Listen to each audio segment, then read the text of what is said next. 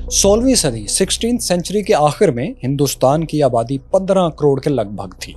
दुनिया की उस वक्त की कुल आबादी का 5वां हिस्सा इसी खित्ते में आबाद था। मुगल शहनशाह अकबर आजम ने हिंदुस्तान में अमन और इस्तेहकाम लाकर इसे दुनिया का तरक्की याफ्ता तरीन मुल्क बना दिया था। हिंदुस्तानी कपड़ा, मसाले, कीमती पत्थर और बेशुमार दूसरी अशिया दुनिया के कोने कोने में पहुंच रही थीं। हत्ता के समंदर पार मैक्सिको, जो कि स्पेनिश कॉलोनी था, वहाँ भी हिंदुस्तानी कपड़े की वजह से लोकल इंडस्ट्री, वहाँ की टेक्सटाइल इंडस्ट्री को ताले लग गए थे। यूरोप हिंदुस्तानी प्रोडक्ट्स खरीदने के लिए 18,000 किलोग्राम चांदी सालाना एनुअली खर्च करता था। इस सारी तिजारत से आगरा के मुगल खजाने को आज के लिहाज से 10 अरब 10 बिलियन पाउंड से ज़्यादा का रेवेन्यू मिलता था। इस बेपनाह दौलत के बायस मुगल शहनशाह दुनिया के अमीर तरीन हुक्मरानों में शामिल हो गए थे। लेकिन हिंदुस्तान से 6,000 किलोमीटर दूर एक ऐसा मुल्क भी था जिसकी आबादी हिंदुस्तान का महज 5% थी, 5% थी। इसका दुनिया की इकोनॉमी में हिस्सा सिर्फ 3% था, बल्कि इससे भी कुछ कम था। लेकिन ये छोटा सा कमज़ोर और गरीब मुल्क चाहता था कि हिंदुस्तान जैसे दौलतमंद मुल्क से तिजारत करे और अगर मुमकिन हो तो इस पर कब्जा करके इसे अपनी कॉलोनी बनाए। ये मुल्क था इंग्लैंड, यानी मौजूदा बरतानिया, यूनाइटेड किंगडम। लेकिन इंग्लैंड ने हिंदुस्तान पर कब्जे के लिए फौज नहीं, ताजर, ट्रेडर्स भेजना शुरू किए। बरसगीर सब कॉन्टिनेंट में अंग्रेज़ कंपनी ने आखिर कैसे कदम जमाया और ये कैसे इसको कॉलोनी बनाने में कामयाब हुए। मैं हूं फैसल वड़ाइच और देखो सुनो जानो की सीरीज़ ईस्ट इंडिया कंपनी ने हिंदुस्तान कैसे फतह किया, इसकी पहली किस्त में हम आपको यही कहानी दिखाएंगे।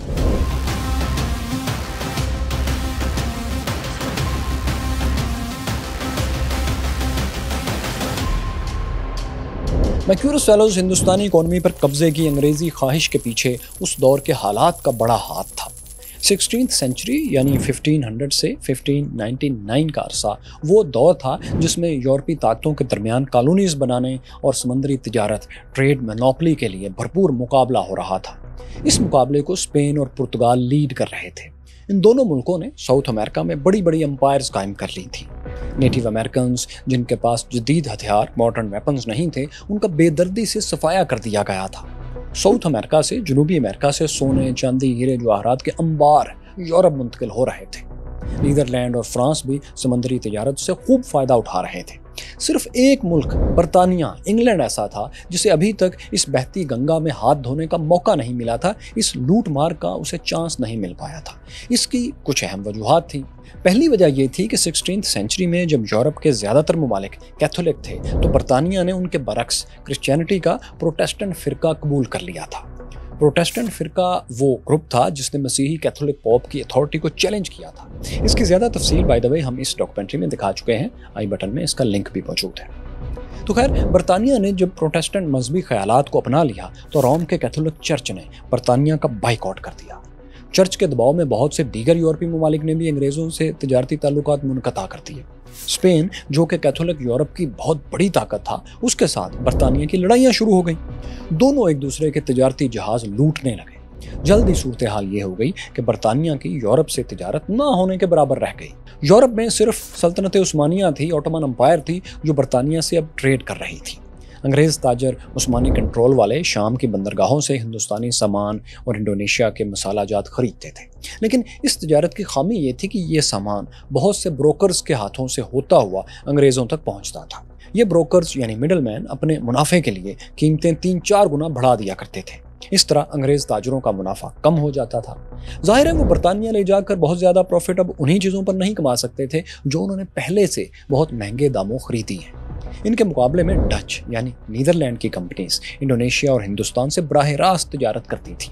इस तरह उन्हें ब्रोकर्स से डील नहीं करना पड़ता था। डच कंपनीज एक ही तिजारती सफ़र में 4 गुना 4 टाइम्स तक प्रॉफिट कमा लेती थी, जबकि बरतानवी ताजरों को डबल मुनाफा भी नहीं मिल पाता था। तिजारत के अलावा कॉलोनीज के रेस में भी बरतानिया ने कोई बड़ा कारनामा अंजाम नहीं दिया था। अंग्रेज़ों ने अमरीकी रियासत वर्जीनिया के साहिल पर कॉलोनीज बनाने के मंसूबे तो बनाए थे, मगर ये भी इब्तदाई मराहल में थे। कॉलोनीज बनने और वहाँ से लूट मार और मुनाफा आने में भी बहुत वक्त चाहिए था। इन हालात में लंदन के सरमायादार तबके ने एक ऐसी कंपनी बनाने का फैसला किया जो हिंदुस्तान समेत एशिया के मुख्तलिफ इलाकों से बराह रास्त तिजारत कर सके। इस तिजारत के 2 मुमकिन फ़ायदे, पॉसिबल बेनिफिट्स थे। पहला ये कि डायरेक्ट ट्रेड की वजह से ब्रोकर्स की ज़रूरत अब नहीं पड़ेगी। यानी जो पैसा शाम के ब्रोकर्स को दिया जा रहा था सीरिया में, वो नहीं देना पड़ेगा। इस तरह तिजारती माल सस्ता हो जाएगा और इन्हें ज़्यादा मुनाफा मिल सकेगा। दूसरा फ़ायदा ये कि जिन ममालिक से तिजारत की जाएगी वहाँ कॉलोनीज बनाने का मौका भी हाथ आएगा। दोस्तों, आपको ये बताते चलें कि 16वीं सेंचुरी में, 16वीं सदी में जो भी तिजारत हो रही थी वो कॉलोनीज बनाने के साथ साथ ही हो रही थी। यूरोपीय ताजर जहाँ भी जाते थे वहाँ कब्जा करके कॉलोनी बनाने की कोशिश भी करते थे, जैसा कि पुर्तगालियों ने हिंदुस्तान के जुनूब मगरबी साहिल पर गोवा में अपनी कॉलोनी बनाई थी। उन्होंने एक अहम इंडियन पोर्ट कालीकट पर भी कब्जे की कोशिश की थी।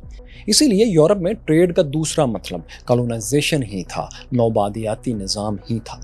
तो इसी बैकग्राउंड में 24 सितंबर 1599 1599 के रोज़ लंदन की एक इमारत फाउंडर्स हॉल में शहर के बड़े बड़े ताजर, साबिक फौजी, जहाज़रान और अहम लोग जमा हुए।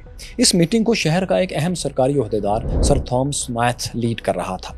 वो मसालों और फ्रूट्स का बहुत बड़ा ताजर भी था। मीटिंग में फैसला किया गया कि इंग्लैंड की मलका एलिज़ाबेथ I को दरख्वास्त भेजी जाए कि वो मशरकी ममालिक से तिजारत के लिए एक नई कंपनी के क़याम की मंजूरी दें। ये एक ऐसी कंपनी होगी जिसे इंग्लैंड की तमाम गैर मुल्की ट्रेड पर मोनोपोली हासिल होगी। मीटिंग में शामिल 100 से ज़्यादा ताजरों ने कंपनी के लिए सरमाया इकट्ठा कर लिया। हर ताजर ने अपनी हैसियत के मुताबिक रकम भी दे दी। किसी ने 100 पाउंड दिए, किसी ने 3000 पाउंड। इस तरह कुल मिलाकर 30,133 30,133 पाउंड की इन्वेस्टमेंट जमा हो गई। ये रकम मॉडर्न करेंसी में 30 लाख 3 मिलियन पाउंड्स से कुछ ऊपर बनती है। मीटिंग में नई कंपनी का नाम भी फाइनल कर लिया गया। ये नाम था ईस्ट इंडिया कंपनी। ताजरों ने एक नोटबुक में लिखा, हम इस कंपनी को अपने वतन के वक़ार और इंग्लैंड के अंदर तिजारत को फ़रोग़ देने के लिए कायम कर रहे हैं। मीटिंग के बाद मलका बरतानिया के नाम बाज़ाब्ता एक रिक्वेस्ट, एक दरख्वास्त भी भेज दी गई। यहाँ साथियों, ये बात समझने की बहुत अहम ज़रूरत है कि लंदन के ताजिर शुरू में हिंदुस्तान से ज़्यादा इंडोनेशिया से तिजारत करने के हक़ में थे। मशरिक़ से उस वक्त उनकी मुराद दरअसल इंडोनेशिया ज़्यादा थी। 16वीं सेंचुरी के यूरोप में दरअसल पूरे एशिया के लिए ही इंडिया या इंडीज़ की टर्म इस्तेमाल होती थी। हिंदुस्तान को भी इंडिया ही के अंदर एक मुल्क ही समझा जाता था। इंडियन रीजन के अंदर इसे अलग से इंडिया नहीं कहते थे।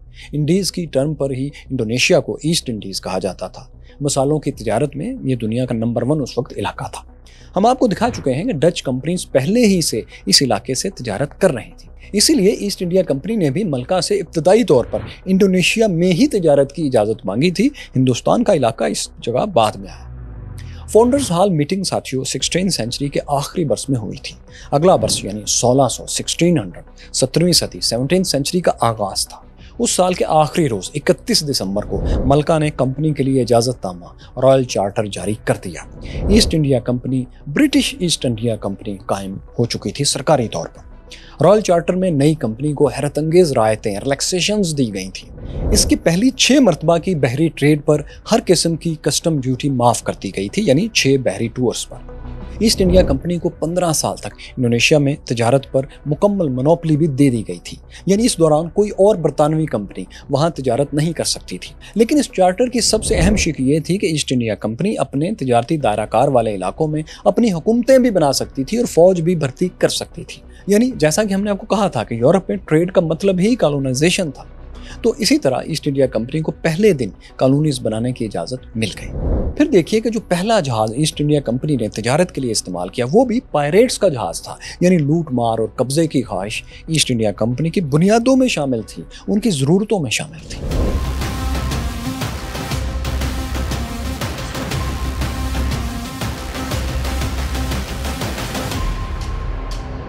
इंडोनेशिया के पहले सफ़र के लिए जिस मरकज़ी बहरी जहाज़ या फ्लैगशिप का इंतखाब किया गया उसका नाम था रेड ड्रैगन। ये जहाज़ पहले स्पेन के बहरी जहाज़ लूटने के लिए इस्तेमाल किया जाता था, यानी एक पायरेट शिप था। ये एक बादबानी जहाज़, सेल्स शिप था। इस जहाज़ के साथ 3 छोटे छोटे जहाज़ और भी थे जिनके नाम हेक्टर, सोजन और असेंशन थे।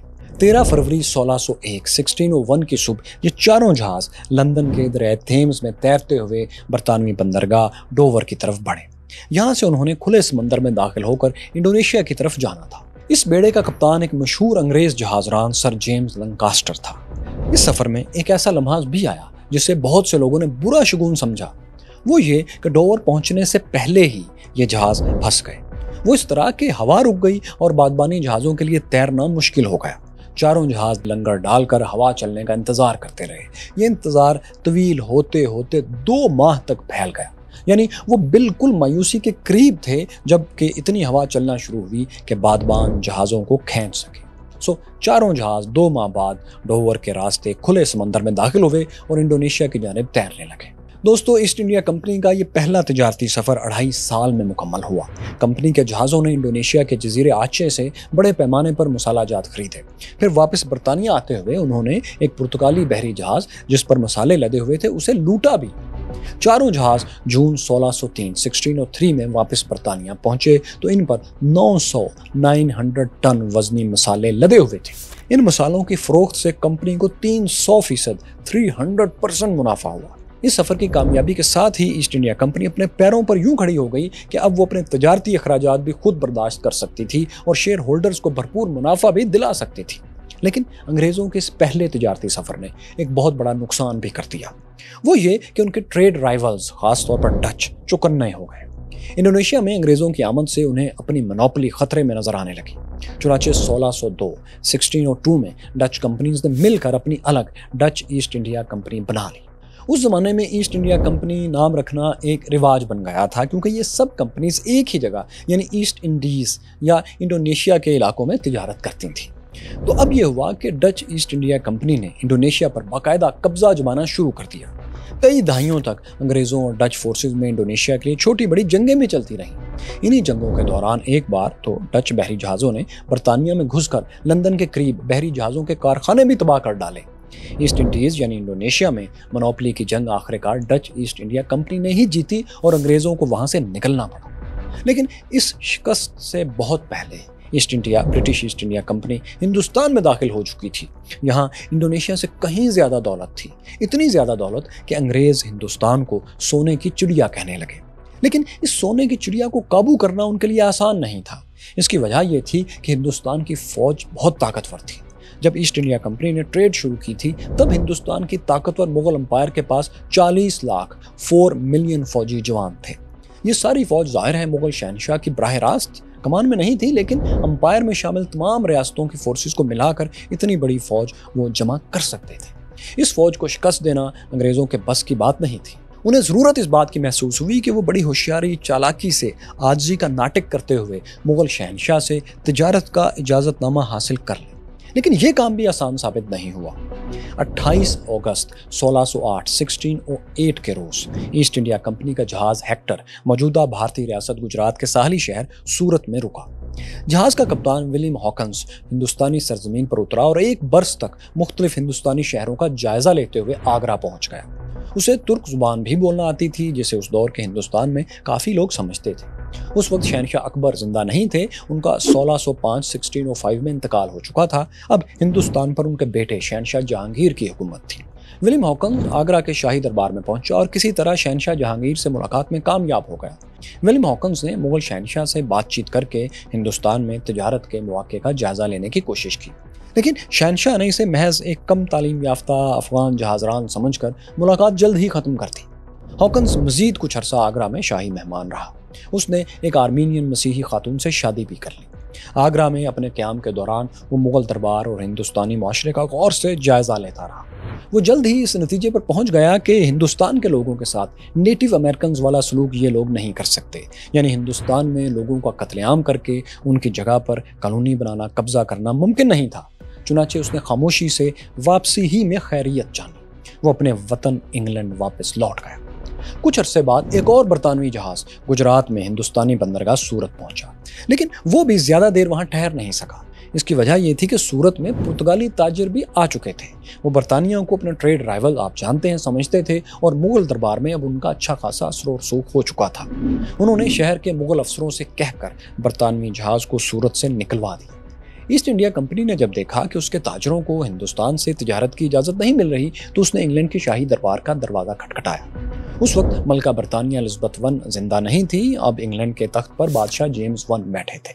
کمپنی کی درخواست پر انہوں نے اپنے نمائندے تھامس رو کو سرکاری مشن پر شہنشاہ جہانگیر کے دربار میں بھیج دیا۔ تھامس رو سلطنت عثمانیہ میں بھی برٹش ایمبیسڈر رہ چکا تھا۔ 1615 میں وہ اپنے وفد کے ساتھ ہندوستان پہنچا اور شہنشاہ کے دربار میں حاضر ہو گیا۔ وہ اپنے ساتھ کئی تحفے بھی لایا تھا۔ شہنشاہ جہانگیر شکار کے شوقین اور شراب کے رسیا تھے، اس لیے ان کے لیے برطانیہ سے اعلیٰ نسل کے انگلش اور آئرش شکاری کتے بھیجے گئے تھے۔ اس کے علاوہ ایک شاندار بگی، شراب کے کریٹ اور کئی خوبصورت پینٹنگز بھی تحائف میں شامل تھیں۔ تھامس رو کو یقین تھا کہ وہ ان تحائف اور اپنی ڈپلومیٹک چکنی چپڑی باتوں سے شہنشاہ کو شیشے میں اتار لے گا اور شہنشاہ جلد ہی تجارتی معاہدے پر رضامند ہو جائیں گے۔ لیکن شہنشاہ سے مل کر اسے مایوسی ہوئی۔ شہنشاہ جہانگیر اس سے بہت ہی روکھے انداز میں پیش آئے۔ اس کی بڑی وجہ یہ تھی کہ تھامس رو جو تحفے لایا تھا وہ شہنشاہ کو کچھ زیادہ پسند نہیں آئے تھے۔ دراصل شہنشاہ تحائف میں سب سے زیادہ ہیرے جواہرات پسند کرتے تھے۔ ہندوستان کے نواب، راجے، مہاراجے اور درباری سبھی اس بات سے واقف تھے، اس لیے وہ شہنشاہ کو وقتاً فوقتاً اسی طرح کے تحائف دیتے رہتے تھے۔ لیکن تھامس رو کسی بھی ہیرے کے بغیر ہی آن دھمکا تھا۔ شہنشاہ جہانگیر کو لگا کہ یہ کسی غریب ملک سے آیا ہے، کسی غیر تہذیب یافتہ انسیولائزڈ ملک کا شہری ہے، یہ یہاں کے طور طریقے نہیں جانتا۔ جہانگیر نے تھامس کے تحفے بے دلی سے قبول کر لیے اور اسے ایک تنگ سی سرائے میں ٹھہرنے کو جگہ بھی دے دی۔ اب کیا ہوا کہ کچھ عرصے بعد جہانگیر کے دربار میں ایک پرتگالی سفیر آیا۔ اس نے شہنشاہ کو ہیرے جواہرات تحفے میں دیے۔ شہنشاہ اس سفیر سے ملنے کے بعد بہت خوش ہوئے اور اسے بھرپور پروٹوکول دیا۔ تھامس رو یہ سب دیکھ کر، یہ سب جان کر بہت پچھتایا کہ کاش وہ بھی ہیرے جواہرات شہنشاہ کے لیے لے آتا اور اسے بھی اس طرح کا پروٹوکول ملتا۔ اب تھامس رو 3 برس تک شہنشاہ جہانگیر کو قائل کرنے کی وہاں کوشش کرتا رہا کہ انگریزوں کو ہندوستان میں تجارت کی اجازت دی جائے، جبکہ شہنشاہ کو تجارت سے زیادہ اس بات میں دلچسپی تھی کہ انگلینڈ میں شراب کیسے بنتی ہے۔ وہ اس سے انگریزی شراب کی قسموں اور ان کے ذائقوں کے متعلق سوال جواب کرتے رہتے تھے۔ 1-2 بار انہوں نے شاید تھامس رو کو خوش کرنے کے لیے اس کی لائی ہوئی پینٹنگز کی بھی تھوڑی سی تعریف کر دی تھی۔ جو انگلش بگی وہ شہنشاہ کے لیے تیار کروا کر لایا تھا، اس کی ہو نقل بھی تیار کروا کر انہوں نے اپنی ملکہ نور جہاں کو تحفے میں دی، لیکن وہ کسی تجارتی معاہدے کے لیے کسی طور تیار نظر نہیں آتے تھے۔ مگر تھامس رو نے بھی ہمت نہیں ہاری۔ اس کی وجہ یہ تھی کہ جہانگیر کے دربار میں رہ کر وہ ہندوستان کی دولت کو اپنی آنکھوں سے دیکھ رہا تھا، للچائی ہوئی آنکھوں سے دیکھ رہا تھا۔ ہندوستان کے درباری ہیرے جواہرات اور سونے چاندی سے لدے پھدے ہوتے تھے۔ شہنشاہ جہانگیر بھی سر سے پاؤں تک ہیرے جواہرات، موتی اور سونے چاندی کی مالائیں پہنے رہتے تھے۔ تھامس رو لکھتا ہے کہ شہنشاہ جو قیمتی پتھر پہنتے تھے ان میں کئی ہیرے تو اخروٹ جتنے بڑے ہوتے تھے۔ شہنشاہ اتنے ہیرے جواہرات جمع کر رہے تھے کہ اسے لگنے لگا یہ پہننے کے لیے نہیں، غالباً کوئی عمارت بنانے کے لیے استعمال کرنا چاہتے ہیں۔ اتنی دولت، اتنے ہیرے جواہرات، تھامس رو جو دیکھ رہا تھا وہ انہیں اپنے ملک کے قبضے میں لے جانا چاہتا تھا۔ وہ اس کے خواب دیکھنے لگا، اسی لیے وہ ہر صورت شہنشاہ کو قائل کرنے کی کوششوں میں لگا رہا اور آخر 3 سال بعد گھس گئے آخر پتھر جو نوکیلے تھے، یعنی مغل شہنشاہ جہانگیر نے تھامس رو کی بات مان لی۔ جہانگیر نے انگریزوں کو سورت شہر میں ایک تجارتی مرکز جسے انگریز فیکٹری کہتے تھے قائم کرنے کا اجازت نامہ لکھ دیا۔ سورت میں شاہی افسروں کے نام الگ سے بھی ایک فرمان جاری کر دیا گیا۔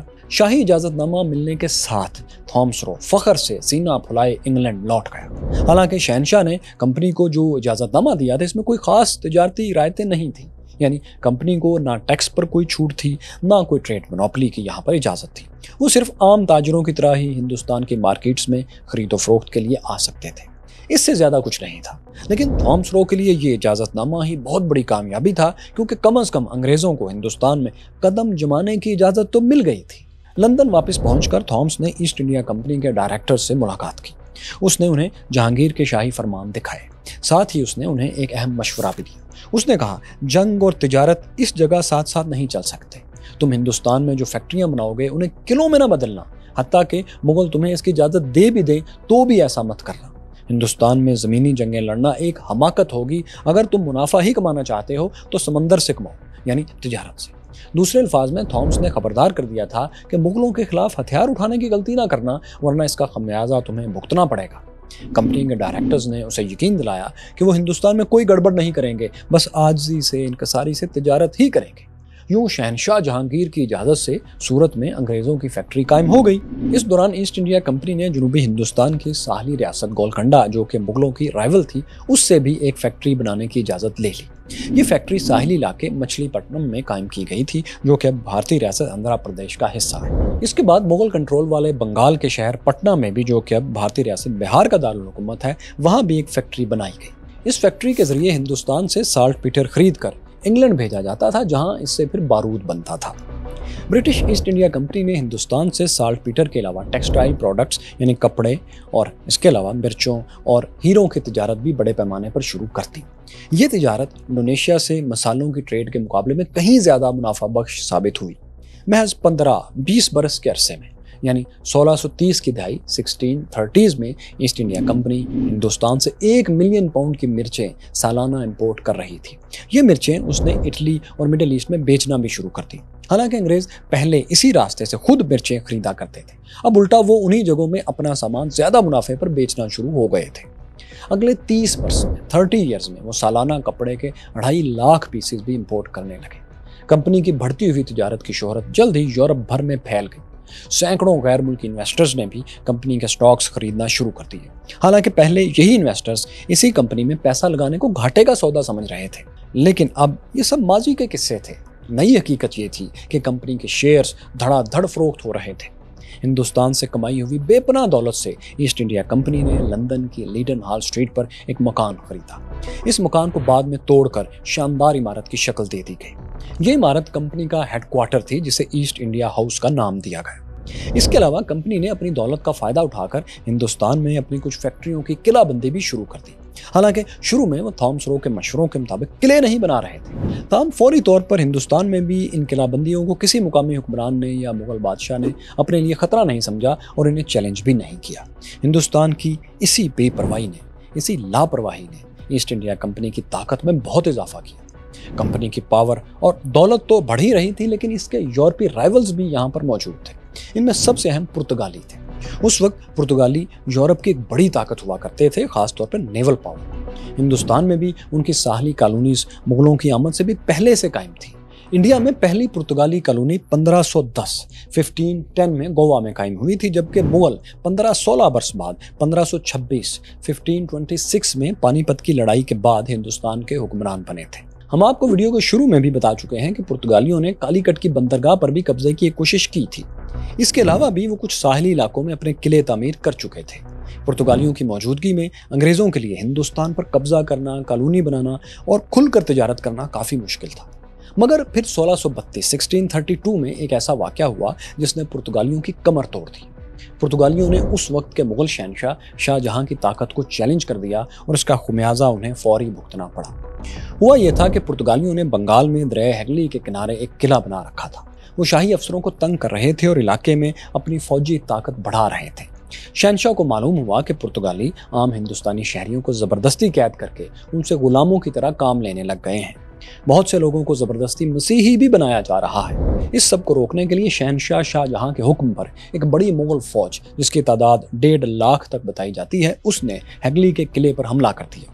तकरीबन 3 माह के मुहासरे के बाद शाही फौज ने किले पर कब्जा कर लिया। सैकड़ों पुर्तगालियों को कैदी बना लिया गया, जबकि किले में कैद हजारों आम हिंदुस्तानी शहरी आज़ाद करवा लिए गए। कई पुर्तगाली कैदियों को गुलाम भी बनाया गया, जबकि बहुत से कैदी जेल खानों में तशद्दुद और भूख या बीमारियों से दम भी तोड़ गए। मुगलों के हाथों इस खौफनाक शिकस्त ने हिंदुस्तान में पुर्तगालियों की ताकत का भुरकस निकाल दिया।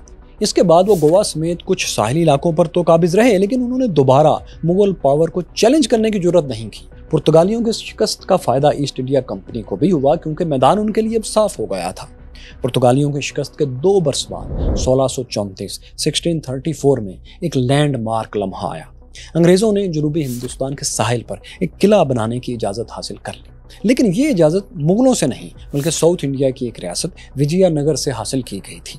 विजयनगर मुगलों के मातहत नहीं थी, ये एक बहुत बड़ी रियासत थी जिसके कंट्रोल में जनूबी हिंदुस्तान का एक बड़ा इलाका था। इसी में मैसूर का इलाका भी शामिल था, जिसमें फिर बाद में हैदर अली और टीपू सुल्तान की सल्तनत भी वजूद में आई।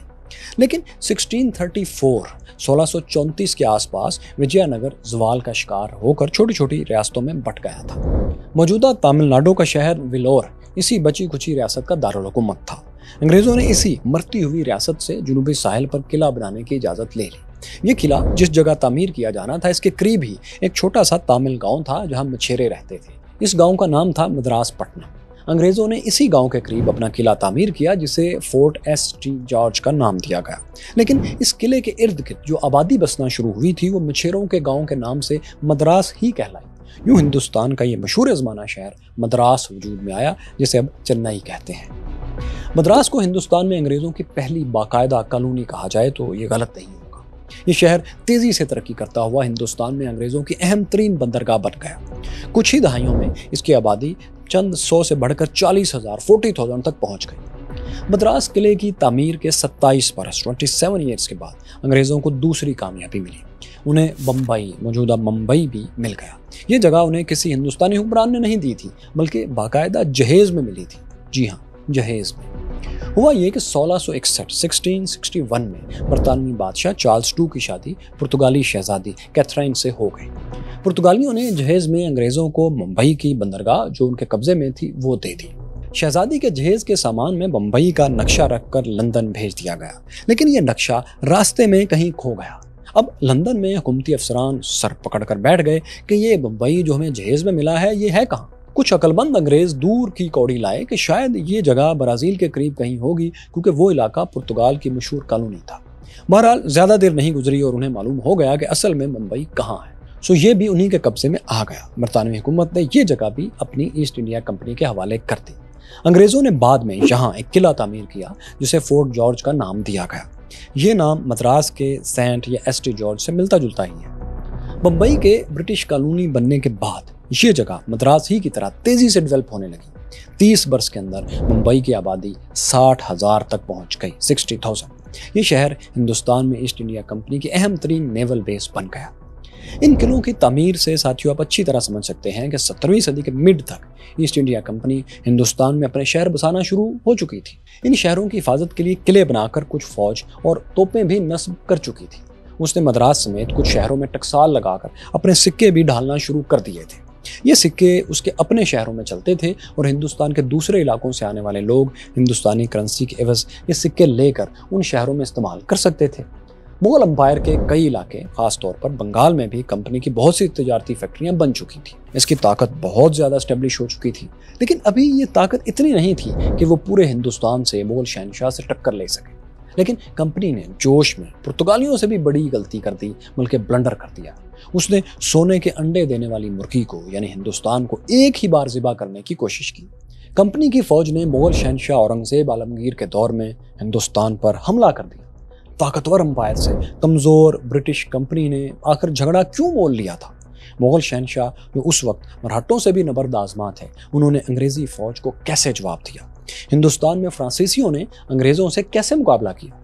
ब्रिटिश ईस्ट इंडिया कंपनी का इंडिया में निजात दहिंदा आखिर कौन बना, ये सब आपको दिखाएंगे, लेकिन ईस्ट इंडिया कंपनी की मिनी सीरीज़ के अगले हिस्से में। 1681 की बात है कि हिंदुस्तान पर मुगल शहनशाह औरंगजेब आलमगीर की हुकूमत थी। वो जनूबी हिंदुस्तान में मराठों से जंग में मसरूफ़ थे कि बंगाल में मुगल अंपायर की ईस्ट इंडिया कंपनी से भी कशमकश शुरू हो गई। कंपनी हिंदुस्तान की तिजारत पर मोनोपोली कायम करना चाहती थी। अंग्रेज़ ताजिर मुगलों के लगाए हुए टैक्सेस देने से भी इनकार कर रहे थे। बंगाल के गवर्नर शाइस्ता खान, जो मुगल शहनशाह के मामू भी थे, वो ईस्ट इंडिया कंपनी के रवैये से सख्त तंग थे। उन्होंने अपने शहनशाह भांजे को लिखा कि अंग्रेज़ घटिया, झगड़ालू और धोखेबाज ताजिर हैं। दूसरी तरफ अंग्रेज ट्रेडर्स भी लंदन में कंपनी डायरेक्टर्स को लिख रहे थे कि मुगल अफसर हमें तंग कर रहे हैं और ज़बरदस्ती पैसे वसूल करते हैं, यानी सरकारी टैक्सेस से हटकर भी वो उनसे पैसे लेते थे। ईस्ट इंडिया कंपनी के बोर्ड ऑफ डायरेक्टर्स का सरबराह सर जोशिया चाइल्ड ऐसे खतूत देखकर आपे से बाहर हो गया। उसने हिंदुस्तान में अपने अफसरों को लिखा, अब हमारे पास दो ही रास्ते हैं, या तो हम तिजारत ख़त्म कर दें या फिर जो तलवार हमें इंग्लैंड के बादशाह ने अता की है उसे इस्तेमाल करें। इस तलवार से हम हिंदुस्तान में अंग्रेज़ी कौम के हकूक़ और वक़ार को मनवा लेंगे। ये लिखने के बाद जोशिया चाइल्ड ने हिंदुस्तान पर हमले का हुक्म दे दिया। बरतानवी बादशाह किंग जेम्स II ने भी रॉयल नेवी के जहाज़ कंपनी की मदद के लिए भेज दिए। यूं मुगलों और ईस्ट इंडिया कंपनी में बाकायदा जंग शुरू हो गई। सर जोशिया चाइल्ड के नाम पर इसे चाइल्ड वॉर्स भी कहा जाता है। इस जंग का आखिर फिर अंजाम क्या हुआ और हिंदुस्तान में अंग्रेज़ों के उखड़ते हुए कदम किसने जमा दिए? मैं हूं फैसल उड़ाइच और देखो सुनो जानो की सीरीज़ ईस्ट इंडिया कंपनी की दूसरी किस्त में हम आपको यही कहानी दिखाएंगे।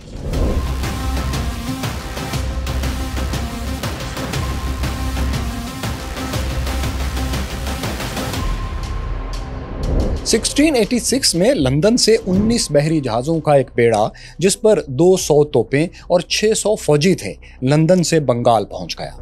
ब्रिटिश जहाज़ों ने बंगाल के साहिल के साथ चिटागांग समेत कई जगहों पर हमले किए। अंग्रेज़ों ने मुगलों के बहुत से तिजारती जहाज़ भी पकड़ लिए। मुगल शहनशाह औरंगजेब आलमगीर को जब अंग्रेज़ों के इन हमलों का इल्म हुआ तो उन्होंने भी सख्त जवाबी कार्रवाई का हुक्म जारी कर दिया। बंगाल में मुगल फोर्सेस तेज़ी से हरकत में आ गईं। ब्रिटिश फोर्सेस ने बंगाल में जहां भी लैंडिंग की फिर कोशिश की, मुगलों की फौज ने जवाबी हमलों में उसे पीछे हटने पर मजबूर कर दिया। ब्रिटिश बेड़े को जल्द ही बंगाल के साहिल से दूर धकेल दिया गया। इसके बाद मुगलों ने अंग्रेज़ों की तमाम फैक्ट्रीज को हिंदुस्तान में जब्त करना शुरू कर दिया। सूरत, पटना, कासिम बाजार, मसूलीपट्टनम और विशाखापट्टनम में अंग्रेज़ों की फैक्ट्रीज जब्त कर ली गईं। सैकड़ों अंग्रेज़ों को गिरफ्तार कर लिया गया। इन कैदियों को जंजीरों में जकड़कर हिंदुस्तान की गलियों में घुमाया गया। फिर इन्हें सूरत और ढाका के कैद खानों में बंद कर दिया गया। कहते हैं कि इन कैद खानों के बदतरीन हालात थे और यहाँ इन्हें इस तरह रखा गया था जैसे मुजरमों को रखा जाता है। लेकिन फैक्ट्रियों की बंदिश और गिरफ्तारियों से भी बड़ा धचका ब्रिटिश आर्मी को उस वक्त पहुंचा जब मुगल नेवी के स्याह फार्म कमांडर याकूत खान ने कंपनी की अहम तरीन नेवल बेस मुंबई का मुहासरा कर लिया। ये मुहासरा तकरीबन 15 माह तक बरकरार रहा। शहर में खुराक की कमी और बीमारियों की वजह से अनगिनत हलाकतें भी हो गईं। इस घेरे को तोड़ना अंग्रेजों के लिए नामुमकिन हो गया था। मुगल अंपायर और ईस्ट इंडिया कंपनी की जंग 1686 से 1690 तक जारी रही, तकरीबन 4 साल। इस अरसे में कंपनी के तकरीबन तमाम अड्डे मुगल फौजियों के कब्जे या घेरे में आ गए थे। मुसलसल शिकस्तों से कंपनी डायरेक्टर्स के होश भी ठिकाने अब आने लगे थे। चुनाचे कंपनी ने शहनशाह औरंगजेब आलमगीर के पास अपने 2 नुमाइंदे जॉर्ज विल्डन और इब्राहिम नवार भेजकर माफी मांगने का फैसला किया। जब ये नुमाइंदे दरबार में पहुंचे तो मुगल सिपाहियों ने इनके हाथ पीछे बांध दिए, जिसके बाद वो दोनों सर झुकाए शहनशाह के हुजूर में पेश हुए। ऐसा लग रहा था जैसे वो सिफारती नुमाइंदे नहीं बल्कि भिखारी हैं। शहनशाह के तख्त के सामने पहुंचकर वो दोनों मुंह के बल लेट गए। शहनशाह ने उन्हें बुरी तरह डांटा और पूछा, आने का मतलब बताओ। दोनों ने कंपनी के जुराइम का एतराफ करते हुए माफी तलब की। इसके जवाब में शहनशाह औरंगजेब आलमगीर से एक बड़ी गलती हो गई। उन्होंने कंपनी को माफी दे दी। उनके हुक्म पर कंपनी ने लगभग 1.5 लाख हिंदुस्तानी रुपए का जुर्माना अदा किया। ये वादा भी किया कि वो आइंदा मुगल शहनशाह की फरमाबरदारी करते रहेंगे। इसके अलावा हिंदुस्तान में ईस्ट इंडिया कंपनी का अहम ऑफिसर जिसने मुगलों के खिलाफ जंग की, बगावत की क़यादत की थी, वो भी मुल्क छोड़ देगा। कंपनी के इन वादों और यकीन दहानियों के बाद शहनशाह के हुक्म पर याकूत खान ने बम्बई का मुहासरा ख़त्म कर दिया। ब्रिटिश फैक्ट्रियां भी बहाल कर दी गईं और कैदी भी आज़ाद कर दिए गए। इससे ये हुआ कि अंग्रेज़ों को हिंदुस्तान से अपने उखड़ते हुए कदम एक बार फिर मजबूती से जमाने का मौका मिल गया। इस जंग के फौरी बाद अगस्त 1690 में कंपनी के एक एजेंट जॉब चरनॉक ने बंगाल में कालीकट घाट के करीब कुछ ज़मीन भी खरीद ली। इस जमीन पर अंग्रेजों ने चंद बरस बाद एक किला तामीर किया। इसे फोर्ट विलियम का नाम दिया गया था। इस फोर्ट विलियम के गिर्द फिर एक बड़ा शहर आबाद हुआ जिसे कालीकट गांव की मुनासबत से ही कलकाटा या कलकत्ता का नाम दिया गया। कलकत्ता की बेस के साथ ही हिंदुस्तान में ईस्ट इंडिया कंपनी के पास अब 3 जबरदस्त नेवल बेसिस हो गई थी, मुंबई, मद्रास और कलकत्ता। इन तीनों बेसिस से वो अब हिंदुस्तान में पेशकदमी कर सकते थे, लेकिन एक बार फिर वही खतरा, यानी उनके रास्ते में ताकतवर मुगल अंपायर और इसके हुक्मरान खड़े थे। अब इसे अंग्रेजों की खुशकिस्मती समझिए या कुछ और, लेकिन बात यह थी कि मुगल अंपायर को भी अब घुन लग चुका था। शहनशाह औरंगजेब आलमगीर 72 ईयर्स के हो चुके थे।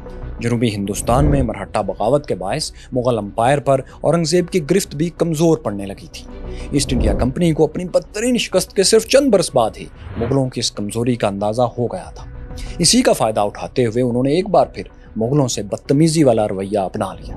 1707 में शहनशाह औरंगजेब आलमगीर वफात पा गए। इनके बाद उनका बेटा बहादुर शाह अव्वल तख्त पर बैठा, लेकिन नए शहनशाह में अपने वालिद जैसा दमखम नहीं था। उसके दौरे बादशाहत में बगावतों और क्योस ने पूरे हिंदुस्तान को अपनी लपेट में ले लिया। इस क्योस का कंपनी ने भरपूर फायदा उठाया। औरंगजेब की वफात के सिर्फ 3 वर्ष बाद अंग्रेजों ने हिंदुस्तान में पहली बार खुलकर अपनी ताकत का मुजाहरा किया। इसका मौका उन्हें यूं मिला कि मद्रास के करीब एक मुगल किलादार की फौज से कंपनी की कुछ झड़पें हो गई। किलादार ने एक ब्रिटिश किले का कुछ अरसे के लिए मुहासरा भी किया। 2 अंग्रेजों को गिरफ्तार करके चंद दिन कैद में भी रखा। इस कार्रवाई का बदला लेने के लिए ईस्ट इंडिया कंपनी की फोर्सेज ने मद्रास के करीब हिंदुस्तानी आबादियों पर चढ़ाई कर दी।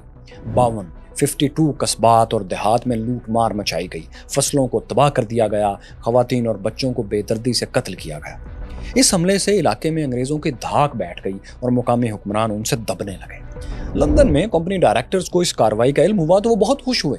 उन्होंने हिंदुस्तान में अपने अफसरों को लिख भेजा कि इस वाक़े से हिंदुस्तानियों को पता चल जाएगा कि अंग्रेज उनके ताकतवर हुक्मरानों से जंग कर सकते हैं, यानी आइंदा कोई अंग्रेजों के मुकाबले पर आने की हिंदुस्तान में जुर्रत नहीं करेगा।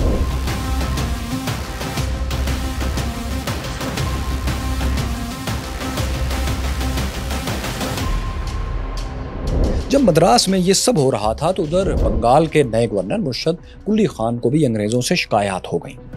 उन्होंने दिल्ली दरबार में लिख भेजा कि जब अंग्रेज हमारे मुल्क में आए थे तो उन्होंने बड़ी आजिज़ी से एक फैक्ट्री बनाने के लिए ज़मीन खरीदनी थी और उसकी उन्होंने दरख्वास्त की थी, लेकिन अब अंग्रेज़ों ने इसे एक किले में तब्दील कर लिया है, इसके गिर्द खंदक भी खोद ली है और दीवारों पर बहुत सी तोपें भी उन्होंने नस्ब कर ली हैं। उन्होंने लिखा कि अंग्रेज़ों ने बहुत से ताजरों को प्रोटेक्शन देने का लालच देकर अपने किले में बसा लिया है। अब वो इस किले से 1 लाख रुपया कमा रहे हैं। ये लोग बादशाह की रियाया को लूट रहे हैं और बहुत से मर्दों ख़वातीन को इन्होंने गुलाम भी बना लिया है। मुर्शद कुली खान गालिबन कलकत्ता ही की बात कर रहे थे क्योंकि बंगाल में अंग्रेज़ों का सबसे बड़ा किला यही तो था। लेकिन मुर्शद कुली खान के इस खत पर भी कोई एक्शन दिल्ली दरबार से नहीं लिया गया, क्योंकि 1707 के बाद से मुगल अंपायर खुद भी तेजी से बिखरने लगी थी। हैदराबाद, दक्कन और अवध की रियासतें मुगल अंपायर से अलग हो गई थीं। मराठों ने दिल्ली की तरफ हमले भी शुरू कर दिए थे। पंजाब में सिख मिसलों ने भी नीम खुदमुख्तारी हासिल कर ली थी। ईरान और अफगानिस्तान की तरफ से बैरूनी हमलावर भी मुगल अंपायर पर चढ़ दौड़े थे। पहले ईरानी हुक्मरान नादिर शाह ने 1739 में करनाल के मुकाम पर मुगलों को शिकस्त दी। उन्होंने मुगल शहनशाह मोहम्मद शाह रंगीला को कैदी भी बना लिया था। इसके बाद नादिर शाह की फौज ने दिल्ली में कम से कम 20,000 आम शहरियों का कत्लेआम किया। ईरानी हुक्मरान ने मुगलों का मशहूर ज़माना तख्ते ताऊस और कोहे नूर हीरा भी अपने कब्जे में ले लिया। इस लूट मार के कुछ अरसे बाद नादिर शाह दिल्ली से वापस लौट गए और अफगानिस्तान में एक नई ताकत भी मुगलों के लिए खतरा बनकर उभर गई। 1747 में अहमद शाह अब्दाली ने अफगानिस्तान को मुगलों और ईरानियों के असर से निकाल कर आज़ाद मुल्क डिक्लेयर कर दिया, लेकिन साथ ही मालो दौलत के लिए पंजाब पर यानी हिंदुस्तान के हिस्सों पर हमले भी शुरू कर दिए और लूट मार भी शुरू कर दी। 1750s में दिल्ली भी उनके हमलों की जद में था। बाय द वे साथियों, ये कहानी आप अहमद शाह अब्दाली की इस बायोग्राफी में और हमारी हिस्ट्री ऑफ अफगानिस्तान सीरीज में तफसील से देख चुके हैं। आई बटन पर इनके लिंक्स भी मौजूद हैं। शहनशाह औरंगजेब आलमगीर के बाद हिंदुस्तान पर कंट्रोल के लिए 2 बड़ी यूरोपीय ताकतें अब आपस में लड़ने लगी थीं। एक ब्रिटिश ईस्ट इंडिया कंपनी जो कोलकाता, मद्रास और बम्बई में थी, और दूसरी ताकत थी फ्रांस, जिसके पास हिंदुस्तान में 2 बड़ी बेसेस थी। एक मद्रास ही के जनूब में पांडिचेरी का किला और दूसरी बेस थी कलकत्ता के शुमाल में दरिया हगली के किनारे चंदन नगर का किला। फ्रांसीसियों और अंग्रेज़ों ने अपने अपने मुल्कों से जदीद हथियार मतलब बंदूकें और तोपें अपने इन्हीं किलों में लाकर जमा करना शुरू कर दी। ख़ास तौर पर पांडिचेरी और मद्रास दोनों फौजों के लिए ट्रेनिंग ग्राउंड्स बन गए थे। दोनों जगहों पर हिंदुस्तान पर कब्जे के जंग के लिए हिंदुस्तानियों ही में से भर्तियां भी की जा रही थीं। सबसे पहले तमिल, तेलुगु और मलयालम बोलने वाले लोग अंग्रेजी और फ्रेंच फोर्सेस में भर्ती हुए। ये पैदल फौजी ज़्यादातर हुआ करते थे, जिन्हें फायरिंग करने और बंदूकों पर संगीनें लगाकर दुश्मन पर चार्ज करने की ट्रेनिंग दी गई थी, यानी ये हरावल दस्ते के तौर पर काम करते थे। इन हिंदुस्तानी फौजियों के लिए मुकामी जुबान में बोले जाने वाले आम लफ्ज़ सिपाही ही को इंग्लिश में स्पाई कर दिया गया था। ताकतवर फौज बनाने की इस रेस के शुरू में फ्रांसीसियों का पलड़ा अंग्रेज़ों पर भारी रहा। इसकी वजह दोस्तों ये थी कि 18वीं सदी के शुरू में फ्रांस एक ताकतवर मुल्क था। इनकी इकोनॉमी बरतानिया से दुगनी डबल थी, आबादी 3 गुना ज़्यादा थी, जबकि यूरोप में सबसे बड़ी आर्मी भी इन्हीं के पास थी। सिर्फ नेवी में, बहरी फौज में बरतानिया को बर्तरी हासिल थी। हिंदुस्तान में भी फ्रांस ने अपनी इकोनॉमी के बलबूते पर अंग्रेज़ों से ज़्यादा तगड़ी फौज खड़ी कर ली थी। इस फौज को जोसेफ डुप्लेक्स लीड कर रहा था। वो हिंदुस्तान में फ्रांसीसी कंट्रोल वाले इलाकों का गवर्नर जनरल था। 1746 में उसने बरतानवी किले मद्रास पर सरप्राइज अटैक कर दिया। इसके 4000 फौज के मुकाबले में मद्रास की हिफाजत के लिए महज 300 ब्रिटिश सिपाही मौजूद थे। फ्रेंच फोर्सेस ने कोई नुकसान उठाए बगैर अंग्रेज़ों को सरेंडर करने पर मजबूर कर दिया। मद्रास पर फ्रांसीसी परचम अब लहराने लगा। इस कामयाबी के बाद फ्रेंच गवर्नर ने हिंदुस्तानियों से भी लड़ाई मोल ले ली। वो इस तरह के जनूबी हिंदुस्तान की रियासत आरकोट, जो मौजूदा भारतीय सूबे तमिलनाडु का हिस्सा है, इसका नवाब अनवरुद्दीन अभी तक मुगल दरबार का वफादार था। उसने डुप्लेक्स से कहा कि वो मद्रास का किला मुगलों के हवाले कर दे। डुप्लेक्स ने इनकार कर दिया। अनवरुद्दीन ने इसके मुकाबले के लिए 10,000 फौजी भेजे। اس کے جواب میں 700 فرانسیسی فوجی، جن میں زیادہ تر ہندوستانی سپاہی تھے، وہ مقابلے کے لیے نکلے۔ 24 اکتوبر 1746 کے روز خلیج بنگال کے قریب دریائے اڈیار کے کنارے انڈین ہسٹری کی یہ فیصلہ کن جنگ ہوئی۔ 700 فرانسیسی فوجیوں نے درختوں کی آڑ لے کر مغل فوج پر اچانک فائر کھول دیا۔ مغل فوجیوں کے پاس بندوقیں تھیں اور ان کی بڑی تعداد گھوڑ سوار تھی، لیکن ان کا ڈسپلن انتہائی کمزور تھا۔ دشمن کی شدید فائرنگ سے جب ان کے بہت سے فوجی ڈھیر ہو گئے تو یہاں بھگدڑ مچ گئی اور پوری فوج بھاگ کھڑی ہوئی۔ اس جنگ کی حیران کن حقیقت یہ تھی کہ اس میں صرف 2 فرانسیسی فوجی ہلاک ہوئے تھے، جبکہ اس کے مقابلے میں مغلوں کا نقصان 300 سے زیادہ ہلاکتوں اور زخمیوں کا تھا۔ یہ کسی یورپی پاور کے ہاتھوں ہندوستانی فوج کی پہلی بڑی شکست تھی۔ اس جنگ کے بعد ہندوستان میں فرینچ فورسز کی زبردست ٹریننگ اور ڈسپلن کی دھاک بیٹھ گئی۔ مقامی حکمرانوں نے فرانسیسیوں کو پیسے دے کر اپنے لیے استعمال بھی کرنا شروع کر دیا۔ کئی برس تک فرینچ فورسز نوابوں اور راجوں مہاراجوں کی آپسی لڑائیوں میں کرائے کے فوجیوں کا کردار ادا کرتے رہے، حتیٰ کہ ایک بار حیدرآباد دکن جیسی طاقتور ریاست نے بھی ایک اندرونی لڑائی میں فرانس کے فوجی مدد کے لیے بلائے۔ اس مدد کے بدلے میں گورنر ڈپلیکس کو 77,500 پاؤنڈ کیش دیا گیا۔ اسے دکنی فوج کے 7,000 گھوڑ سواروں کا اعزازی کمانڈر بھی بنا دیا گیا۔ 20,000 سالانہ آمدنی والی ایک جاگیر بھی تحفے میں دی گئی۔ دوستو، فرانس کو تو یہ ساری کامیابیاں مل رہی تھیں، لیکن انگریز بھی غافل نہیں تھے اور ہندوستان میں اپنی فورسز کو بہتر بنانے میں لگے ہوئے تھے۔ چند برس بعد انہوں نے ایک معاہدے کے تحت مدراس کا قلعہ بھی فرانس سے واپس لے لیا تھا۔ اس کے بعد انگریزوں نے فرانسیسیوں ہی کی طرح مقامی حکمرانوں کو کرائے پر فوجی خدمات پیش کرنا شروع کر دی۔ تاہم انگلش کمپنی جانتی تھی کہ اس وقت اس کو ضرورت ہے ایک ایسے کمانڈر کی جو فرانسیسیوں کو دھول چٹا سکے۔ یہ کمانڈر اسے جلد ہی مل گیا اور اس کمانڈر کا نام تھا رابرٹ کلائیو۔ دوستو، رابرٹ کلائیو ایک آوارہ گرد اور جھگڑالو نوجوان تھا۔ اس کے والدین نے اس کے خراب رویے سے جان چھڑانے کے لیے اسے کمپنی میں کلرک کی جاب دلوا کر انڈیا بھیج دیا تھا۔ 1746 میں جب فرانسیسیوں نے مدراس پر قبضہ کر لیا تو کلائیو بھی اسی شہر میں تھا۔ فرانسیسیوں نے اسے بھی قید کر لیا۔ انہوں نے کلائیو اور دوسرے انگریزوں پر تشدد کر کے مجبور کیا انہیں کہ وہ حلف دیں کہ آئندہ فرانسیسیوں سے نہیں لڑیں گے۔ باقی انگریز تو ڈر کر یہ حلف دینے لگے، لیکن کلائیو نے انکار کر دیا۔ تشدد کے باوجود وہ ٹس سے مس نہیں ہوا۔ پھر ایک دن وہ فرینچ سولجرز کی آنکھوں میں دھول جھونک کر قید سے فرار ہو گیا، بھاگ گیا۔ اس کی منزل مدراس سے کافی فاصلے پر واقع ایک اور برٹش قلعہ ایسٹی ڈیوڈ تھا۔ وہ اس قلعے میں پہنچا اور یہاں ایک برطانوی کمانڈر سٹرنگل لارنس سے فوجی ٹریننگ لی۔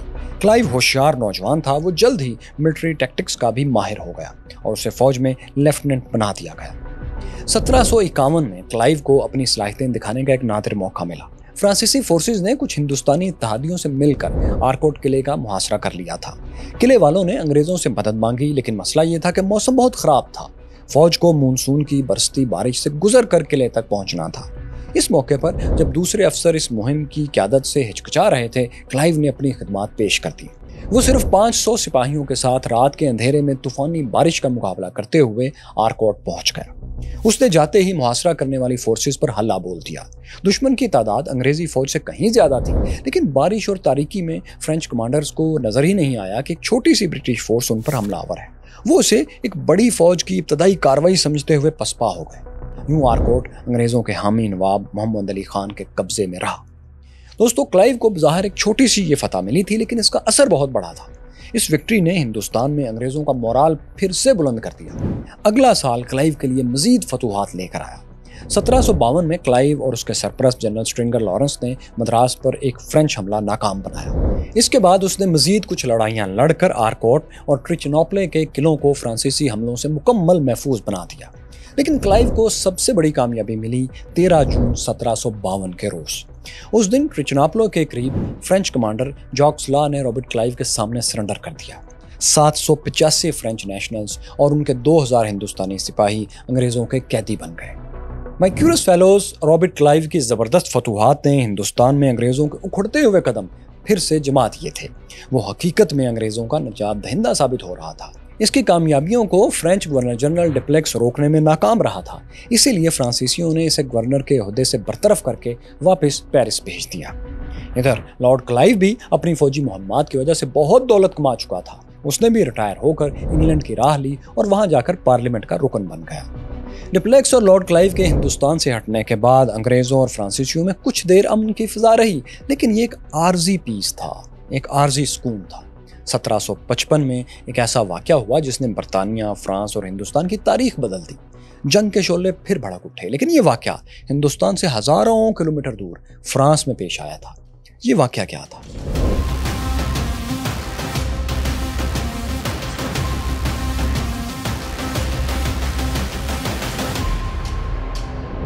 नवंबर 1755 में ईस्ट इंडिया कंपनी के लंदन हेडक्वार्टर को एक इंटेलिजेंस रिपोर्ट मिली। ये रिपोर्ट एक बरतानवी एजेंट ने फ्रांस के इलाके ब्रिटेनी से भेजी थी। रिपोर्ट में बताया गया था कि एक ताकतवर फ्रांसीसी बेड़ा किसी अहम फौजी मुहिम पर ब्रिटेनी से रवाना हो चुका है। अब ऐसा था कि बरतानिया और फ्रांस एक बार फिर जंग के धाने पर तो थे। इसकी वजह यह थी कि अमेरिका में ब्रिटिश और फ्रेंच कॉलोनीज के दरमियान झड़पें तेज हो गई थी। आपके जहन में रहे कि ये वो वक्त था जब अभी अमेरिका ने बरतानिया के खिलाफ जंग आज़ादी नहीं लड़ी थी और नहीं जीती थी। तो उस वक्त उस जगह पर, उस जियोग्राफी में फ्रेंच और ब्रिटिश फोर्सेस में एक जंग जारी थी। इस जंग का असर हिंदुस्तान पर भी पड़ सकता था। ईस्ट इंडिया कंपनी के डायरेक्टर्स को लगा कि ये फ्रेंच बेड़ा मुमकिन तौर पर मद्रास या कलकत्ता पर हमलावर होगा। उनके ऐसा समझने की एक ठोस वजह भी थी। इससे पहले 1746 में भी जंग के दौरान फ्रेंच बेड़े ने मद्रास पर कब्जा कर लिया था। अब अंग्रेज ये रिस्क नहीं लेना चाहते थे, चुनाचे उन्होंने फौरी तौर पर दो बड़े कदम उठाए। पहला ये कि मद्रास और कलकत्ता के अंग्रेज गवर्नर्स को फ्रांसीसी हमले से खबरदार करते हुए हिफाजती इंतजाम सख्त करने का हुक्म दिया। दूसरा कदम ये उठाया कि रॉबर्ट क्लाइव को दोबारा हिंदुस्तान में बुला लिया। यहाँ दोस्तों एक हकीकत भी आपके जहन में रहनी चाहिए कि क्लाइव को उस वक्त तक ब्रिटिश पार्लियामेंट से निकाल दिया गया था। उस पर इल्ज़ाम था कि उसने ब्रिटिश पार्लियामेंट का लोअर हाउस, जिसे हाउस ऑफ कॉमन्स कहते हैं, उसकी रुकनीत पैसे देकर रिश्वत से खरीदी थी। इसी वजह से पार्लियामेंट ने इसका मुआवजा, इसकी इम्पीचमेंट कर दी थी। क्लाइव को इस मुआवजे से सख्त धचका लगा था। वो हिंदुस्तान से जो दौलत कमा कर लाया था वो उसने अपने सियासी कैरियर पर लुटा दी थी। अब इसे मजीद दौलत की ज़रूरत थी। इसलिए जब ईस्ट इंडिया कंपनी ने उसे दोबारा हिंदुस्तान भेजने की ऑफर की तो उसने फौरी तौर पर कबूल कर ली। क्लाइव को फौज में लेफ्टिनेंट कर्नल का ओहदा देकर मद्रास का डिप्टी गवर्नर भी बना दिया गया, लेकिन उसके इंडिया पहुंचने से पहले ही वहां जंग शुरू हो चुकी थी। मगर ये जंग फ्रांस से नहीं बल्कि बंगाल के नौजवान नवाब सिराजुद्दौला से लड़ी जा रही थी। हुआ ये था कि जब ईस्ट इंडिया कंपनी के हुक्म के मुताबिक कलकत्ता के गवर्नर रॉजर ड्रेक ने किले को मजबूत बनाने की कोशिश की तो नवाब ने इस पर एतराज़ किया। उन्होंने अंग्रेज़ों की नई किलाबंदी को तिजारती मुआहदे के खिलाफ समझते हुए कलकत्ता पर कब्जा कर लिया। उन्होंने बंगाल के इलाके कासिम बाजार में कायम एक अंग्रेज़ फैक्ट्री भी जब्त कर ली। एक मरतबा फिर कंपनी की हिंदुस्तान में मौजूदगी खतरे में पड़ गई। कलकत्ता की अहमियत को सामने रखते हुए रॉबर्ट क्लाइव ने मद्रास पहुंचते ही नवाब से जंग की तैयारियां शुरू कर दी। वो 3000 फौज लेकर बंगाल पहुंचा। जनवरी 1757 में उसने कलकत्ता पर कब्जा कर लिया। अगले माह मार्च में क्लाइव ने सिराजुद्दौला के इत्तेहादी फ्रांसीसियों की अहम तरीन बेस चंदन नगर पर भी कब्जा कर लिया। यूं फ्रेंच फोर्सेज अब नवाब की ज्यादा फौजी मदद के काबिल भी नहीं रही थी। क्लाइव ने जब देखा कि नवाब सिराजुद्दौला कमजोर पड़ चुके हैं तो उसने एक साजिश तैयार की। उसने बंगाल के फौजी कमांडर मीर जाफर से मिलकर नवाब का तख्ता उलटने का प्रोग्राम बनाया। 23 जून 1757 के रोज बंगाल के दारुल हुकूमत मुर्शिदाबाद के करीब प्लासी के मैदान में हिंदुस्तानी तारीख की एक और फैसला कुन जंग लड़ी गई। मीर जाफर की मदद से रॉबर्ट क्लाइव की छोटी सी फौज जो तकरीबन 3000 जवानों पर मुश्तमिल थी, उसने सिराजुद्दौला की 60 से 70,000 फौज को शिकस्त दे दी। प्लासी की इस जंग की मुकम्मल कहानी दोस्तों तमाम नक्शों और तफसीलात और रेफरेंसेस के साथ हम आपको देखो सुनो जानो पर दिखा चुके हैं। आप यहाँ आई बटन पर क्लिक करके इसका लिंक भी ले सकते हैं। तो खैर साथियों, जंग प्लासी के बाद सिराजुद्दौला को गिरफ्तार करके कत्ल कर दिया गया। उनकी जगह मीर जाफर को बंगाल की हुकूमत सौंप दी गई, जबकि लॉर्ड क्लाइव कलकत्ता का गवर्नर मुकर्रर हो गया। मीर जाफर ने अंग्रेजों की मदद के बदले में उन्हें 12,38,575 पाउंड की रकम तोहफे में दी। इसमें क्लाइव को 1,70,000 पाउंड का शेयर भी मिला। अगले 8 वर्ष में बंगाल की हुकूमत ने अंग्रेजों को पॉलिटिकल गिफ्ट्स की मद में 25 लाख 2.5 मिलियन पाउंड्स की रकम अदा की। 1760 में क्लाइव मालो दौलत से लदा फदा बंगाल से एक बार फिर लंदन रवाना हो गया। एक अंदाजे के मुताबिक उसकी दौलत की वैल्यू उस वक्त 12 लाख पाउंड थी। शायद वो समझ रहा था कि यूरोपीय ताकतों को शिकस्त देकर उसने बंगाल में कंपनी का इक़्तिदार महफूज कर लिया है। लेकिन बंगाल पर अंग्रेजी कब्जे को सिर्फ यूरोपियन से ही खतरा नहीं था, बंगालियों के दिलों में भी पहले दिन से अंग्रेजों के खिलाफ नफरत की आग भड़क रही थी। उनकी नज़रों में अंग्रेज सिर्फ गैर मुल्की हमलावर और लुटेरे ही थे। ऐसे में जब बंगाल के लोग उनसे नफरत कर रहे थे तो ईस्ट इंडिया कंपनी को लगा कि अवाम की नज़रों में काबिल कबूल खुद को बनाने के लिए उन्हें एक लीगल अथॉरिटी चाहिए। इस अथॉरिटी की तलाश उन्हें बक्सर के मैदान जंग में ले गई। बक्सर की लड़ाई लड़ने की वजह क्या थी? बंगाल की जंग आज़ादी का क्या नतीजा निकला? औरंगजेब के जानशीन अंग्रेजों के रहमो करम पर कैसे आ गए? ये सब आपको दिखाएंगे, लेकिन ईस्ट इंडिया कंपनी की अगली किस्त में। 1760 की दहाई में हिंदुस्तान का अमीर तरीन सूबा बंगाल, बिहार समेत ईस्ट इंडिया कंपनी के शिकंजे में था। लेकिन इस वसी और सूबे का इंतजाम चलाना उनके लिए बहुत मुश्किल साबित हो रहा था। बंगाली आवाम की नज़र में कंपनी के लोग गैर मुल्की हमलावर और लुटेरे बन चुके थे। सो क्या हुआ कि अवाम की नफरत जल्द ही उनकी आंखों से निकलकर बगावत में बदलने लगी। हत्ता कि अंग्रेजों के कठपुतली हुक्मरान भी उनके खिलाफ उठ खड़े हुए। ईस्ट इंडिया कंपनी समझ गई कि अब अगर उसे हिंदुस्तान पर हुकूमत जारी रखनी है तो उसे अपना कोई कानूनी जवाज, कोई लीगल अथॉरिटी हासिल करना ही होगी। ये अथॉरिटी हिंदुस्तान में सिर्फ एक ही जगह से आ सकती थी और वो जगह थी हिंदुस्तान के शहनशाह शाह आलम सानी का दरबार। लेकिन क्या हुआ कि एक मुगल कमांडर इस अथॉरिटी के रास्ते में दीवार बन गया। ये दीवार गिराने के लिए अंग्रेजों को बक्सर के मैदान में एक तारीखी जंग लड़ना पड़ी। हिंदुस्तानी तारीख की इस फैसला कुन जंग का क्या नतीजा निकला? बंगाल की जंग आज़ादी की कहानी क्या थी? और औरंगजेब के जानशीन अंग्रेजों के रहमो करम पर आखिर कैसे आ गए? मैं हूं फैसल उड़ाइच और देखो सुनो जानो की mini series east India company की तीसरी किस्त में हम आपको यही सब दिखाएंगे।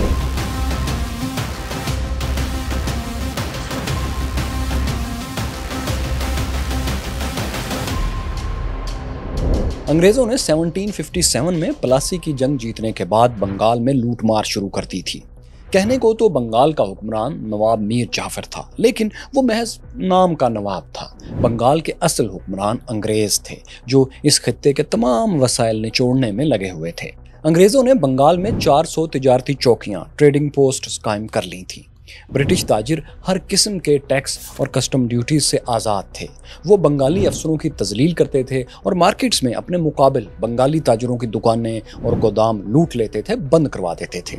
कंपनी के हिंदुस्तानी सिपाही अंग्रेज ताजिरों के साथ मुख्तलिफ इलाकों में चले जाते थे और हर अमीर शख्स के घर का दरवाज़ा बजा बजा कर उसे ज़बरदस्ती अंग्रेज़ों का सामान खरीदने पर मजबूर करते थे। इनकार पर मारपीट होती थी और फायरिंग तक की जाती थी। इस खुली गुंडागर्दी ने बंगाल की इकॉनमी को तहस नहस कर दिया और माशरत को भी। बंगाली ताजरों और कारीगरों का सारा काम ठप हो गया। टैक्सेस ना मिलने से रियासती खजाना भी खाली हो गया। फौजी और अफसर तनख्वाहों तक से महरूम हो गए। गुर्बत का ये आलम था कि एक अंग्रेज अफसर ने लिखा, बंगाल में रियासती अफसरों का लिबास तक चीथड़ों में बदल चुका है।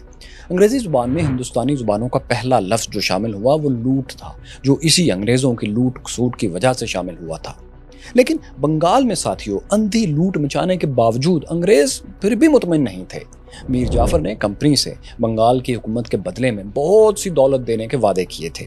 ये रकम बंगाल पर कंपनी का एक तरह से कर्ज था, लेकिन मीर जाफर ये कर्ज अदा नहीं कर पा रहा था।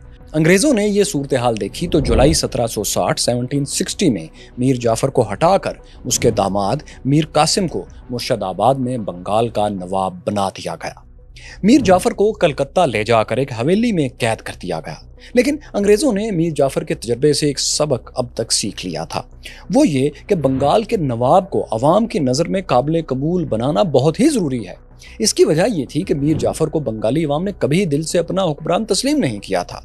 उसे पिछले नवाब सिराजुद्दौला, जिन्हें प्लासी की जंग के बाद कत्ल कर दिया गया था, उनका गद्दार समझा जाता था। ईस्ट इंडिया कंपनी चाहती थी कि इसके नए मोहरे यानी मीर कासिम को बंगाली अवाम उस तरह से गद्दार न समझें और जायज़ कानूनी हुक्मरान तस्लीम कर लें। लेकिन नए नवाब को ये लीगल अथॉरिटी आप जान चुके हैं कि दिल्ली के मुगल दरबार से ही मिल सकती थी। इसकी वजह यह थी कि दिल्ली के शहनशाह भले ही कमज़ोर हो चुके थे, लेकिन हिंदुस्तानी अवाम अब भी उनसे अकीदत और मोहब्बत रखते थे, कम से कम अंग्रेज़ों की निस्बत बहुत ज़्यादा। इत्तफाक देखिए साथियों कि जिस वक्त दिल्ली की सनत चाहिए थी, उस वक्त मुगल शहनशाह शाह आलम सानी अंग्रेज़ों के करीब ही मौजूद थे, बल्कि कंपनी की फ़ौज से बचने के लिए भाग भी रहे थे। क्यूरस फेलोज हुआ यह था कि मुगल शहनशाह शाह आलम सानी को 1759 में दिल्ली छोड़ना पड़ा था। इसकी वजह यह थी कि दिल्ली के शातिर वज़ीर अमादुल मुल्क ने उनके वालिद शहनशाह आलमगीर सानी को कत्ल कर दिया था। वो शाह आलम को भी कत्ल कर देना चाहता था, लेकिन वो दिल्ली से फरार होकर बच रहे। अमादुल मुल्क ने उनकी जगह एक और मुगल शहजादे को शाहजहां सोम का टाइटल देकर दिल्ली के तख्त पर बिठा लिया। लेकिन ये कठपुतली शहनशाही था, इसकी डोरियां अमादुल मुल्क के हाथ में थी। वजीर इमादुल मुल्क को मुगलों के दुश्मन मरहट्टों की भी भरपूर सपोर्ट हासिल थी, लेकिन 31 साला शाह आलम ने भी साथियों हार नहीं मानी थी। वो खुद को दिल्ली के तख्त का असल वारिस समझ रहे थे। उन्होंने बतौर शहनशाह मुख्तलिफ इलाकों में घूम फिर कर 30,000 के करीब मुगल फौज जमा कर ली, लेकिन इस फौज के साथ वो दिल्ली नहीं गए बल्कि बंगाल की तरफ निकल आए। उनका प्लान ये था कि बंगाल को अंग्रेजों से छीना जाए और फिर बंगाल के वसाइल से एक बड़ी फौज तैयार कर ली जाए। इस फौज से वो सिर्फ दिल्ली ही नहीं बल्कि औरंगजेब आलमगीर के दौर की पूरी मुगल अंपायर को बहाल करने के मिशन पर थे। इसी प्लान के साथ 1760 में शाह आलम ने मीर जाफर के बंगाल का रुख किया और पटना में अंग्रेज और बंगाली फोर्सेस पर हमला कर दिया, लेकिन वहां तैनात बरतानवी और बंगाली फोर्सेस ने उन्हें शिकस्त दे दी। इस नाकामी के बाद शाह आलम ने बंगाल के दारुल हुकूमत मुर्शिदाबाद का रुख किया, लेकिन यहाँ भी उन्हें शिकस्त हुई। शाह आलम मुर्शिदाबाद से वापस भागे और पटना के करीब से गुजरते हुए बिहार के इलाके बुध गया की तरफ चले गए। अब सूरत हाल ये थी कि शहनशाह की फौज आगे आगे थी और बरतानवी फौज उनके ताकुब में पीछे पीछे। लेकिन जब शाह आलम का ताकुब जारी था तो बंगाली दारुल हुकूमत मुर्शिदाबाद में हुकूमत बदल गई, यानी मीर जाफर की जगह मीर कासिम नवाब बन गया। अब ये वो मौका था जब कंपनी सरकार ने तय किया कि वो मुगल शहनशाह को दुश्मन के बजाय दोस्त बनाएगी सियासी तौर पर और उनसे मीर कासिम की नवाबी पर मोहर लगवाएगी। इस तरह वहाँ के अवाम नवाब को अंग्रेज़ों का एजेंट नहीं बल्कि एक लेजिटिमेट मुगल गवर्नर समझकर उसका साथ देंगे।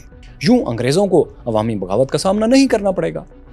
इसी प्लानिंग के तहत दोस्तों कंपनी ने मुगल शहनशाह से राब्ते शुरू कर दिए।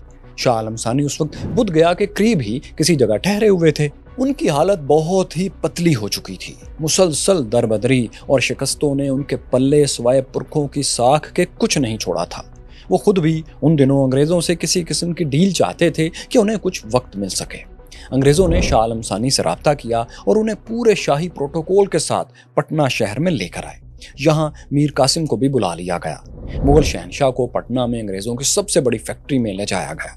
फैक्ट्री के मरकजी हाल में मेज़ों को ऊपर तले रखकर एक आर्जी सा तख्त बना दिया गया। शहनशाह को इस तख्त पर बिठाया गया। पटना की तमाम अंग्रेज कम्युनिटी हाल में आकर अदब से खड़ी हो गई। मीर कासिम ने शाह को 1001 सोने के सिक्कों का नजराना भी पेश किया। जवाब में शहनशाह ने उसे मोतियों की कुछ मालाएं और सर पर लगाने के लिए एक खास निशान दिया जिस पर उकाब के पर बने हुए थे। इस निशान का मतलब ये था कि शहनशाह ने मीर कासिम को बंगाल का सूबेदार यानी गवर्नर कंफर्म कर दिया है। बदले में मीर कासिम ने शहनशाह को यकीन दिलाया कि बंगाल से मुगल दरबार को सालाना 25 लाख रुपए खराज ट्रिब्यूट भेजा जाएगा। इसके अलावा अंग्रेज़ों ने भी मुगल शहनशाह को 1800 रुपए रोज़ाना के हिसाब से अलाउंस देने का वादा किया। पटना की इस तकरीब से बज़ाहिर अंग्रेज़ों का मकसद पूरा हो गया था। मीर कासिम अब एक कानूनी मुगल गवर्नर की हैसियत इख्तियार कर गया था। ताहम मुगल शहनशाह शाह आलम सानी इस मेहरबानी के बदले में अंग्रेज़ों से दिल्ली का तख्त वापस लेने के लिए ताउन भी चाहते थे। इसके लिए हालात भी साजगार हो चुके थे। वो इस तरह के अवध और रोहिलखंड की रियासतों ने दिल्ली पर हमला करके शाहजहां स्वयं का तख्ता उलट दिया था और वजीर इमादुल मुल्क को भी शहर से भागने पर मजबूर कर दिया था। इस दौरान अहमद शाह अब्दाली का लश्कर भी मरहट्टों से जंग के लिए हिंदुस्तान पहुंच चुका था। जनवरी 14, 1761 के रोज अब्दाली की फौज ने पानीपत की जंग में मरहट्टों को शिकस्त भी दे दी। इस तरह मरहट्टों का दिल्ली पर हुकूमत करने का ख्वाब पानीपत में चकनाचूर हो गया। ये सारी कहानी दोस्तों वैसे हम आपको हिस्ट्री ऑफ अफगानिस्तान की सीरीज की इन इकसाद में दिखा चुके हैं। यहाँ इसका लिंक भी मौजूद है। तो खैर पानीपत की फतह के बाद अहमद शाह अब्दाली ने शाह आलम सानी की हमायत की और इसकी हुकूमत बहाल करने का ऐलान कर दिया कि वो उसका साथ देंगे। अहमद शाह अब्दाली को मालूम था कि मुगल शहनशाह बंगाल में अंग्रेज़ों के मेहमान बन चुके हैं। चुनांचे अब्दाली की तरफ से ईस्ट इंडिया कंपनी को खतूत लिखे गए। इन खतूत में कंपनी से कहा गया था कि वो शाह की वफादार रहे। दूसरी तरफ कंपनी भी चाहती थी कि अब्दाली हिंदुस्तान में ठहर कर उनके लिए कोई खतरा न बने। इसलिए अंग्रेज़ों ने अब्दाली को यकीन दिलाया कि वो शाह आलम सानी के वफादार रहेंगे। अंग्रेज़ों की इस ज़ुबानी यकीन दहानी के बाद अब्दाली हिंदुस्तान से वापस अफगानिस्तान चले गए। अब दिल्ली का तख्त खाली था और शाह आलम सानी आसानी से वहां जाकर इस पर कंट्रोल हासिल कर सकते थे। लेकिन खतरा था कि अगर वो तनहा दिल्ली गए तो फिर कोई इमादुल मुल्क जैसा साजिशी वजीर या मरहट्टों जैसी कोई ताकत उन पर हावी ना हो जाए। उन्होंने अंग्रेज़ों से फिर दरख्वास्त की कि उनकी मदद के लिए एक रेजिमेंट यानी तकरीबन 1000 हिंदुस्तानी सिपाही भेजे जाएं। یہ ایک ایسی مدد تھی، یہ ایک ایسی آفر تھی جس کے بدلے میں انگریز شاہ عالم سے بہت بڑی رعایتیں لے سکتے تھے اس مدد کرنے کے بعد، لیکن کسی مصلحت کی وجہ سے انگریزوں نے شاہ عالم کو تحفظ دینے سے انکار کر دیا اور ٹال مٹول کرتے رہے۔ غالباً انگریز نہیں چاہتے تھے کہ شاہ عالم مغل شہنشاہ ان کی نظروں سے دور جائیں اور دہلی میں بیٹھ کر کسی وقت اتنے طاقتور ہو جائیں کہ ان کے خلاف کوئی بڑی مہم شروع کر سکیں۔ تو خیر 3 ماہ تک انگریزوں سے مدد مانگنے کے بعد شہنشاہ شاہ عالم مایوس ہو چکے تھے۔ وہ پٹنہ سے نکلے اور بنگال کی ہمسایہ ہندوستانی ریاست اودھ چلے گئے۔ اودھ کے حکمران شجاع الدولہ پانی پت کے میدان کے ایک ہیرو بھی تھے، کیونکہ وہ احمد شاہ ابدالی سے مل کر مرہٹوں کے خلاف لڑے تھے۔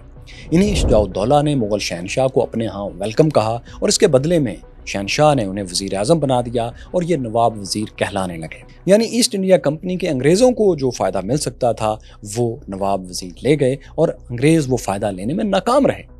دوسری طرف ساتھیوں، اس نقصان کے علاوہ بنگال میں بھی انگریزوں کو ایک زبردست دھچکا پہنچا۔ جس نواب قاسم کو انہوں نے شہنشاہ سے جائز مغل گورنر تسلیم کروا لیا تھا، اسی نے ان کے خلاف ہتھیار اٹھا لیے۔ یہ بنگال کی جنگ آزادی کا آغاز تھا جس نے ہندوستان میں انگریزوں کے اقتدار کو تباہی کے دہانے تک پہنچا ہی دیا تھا۔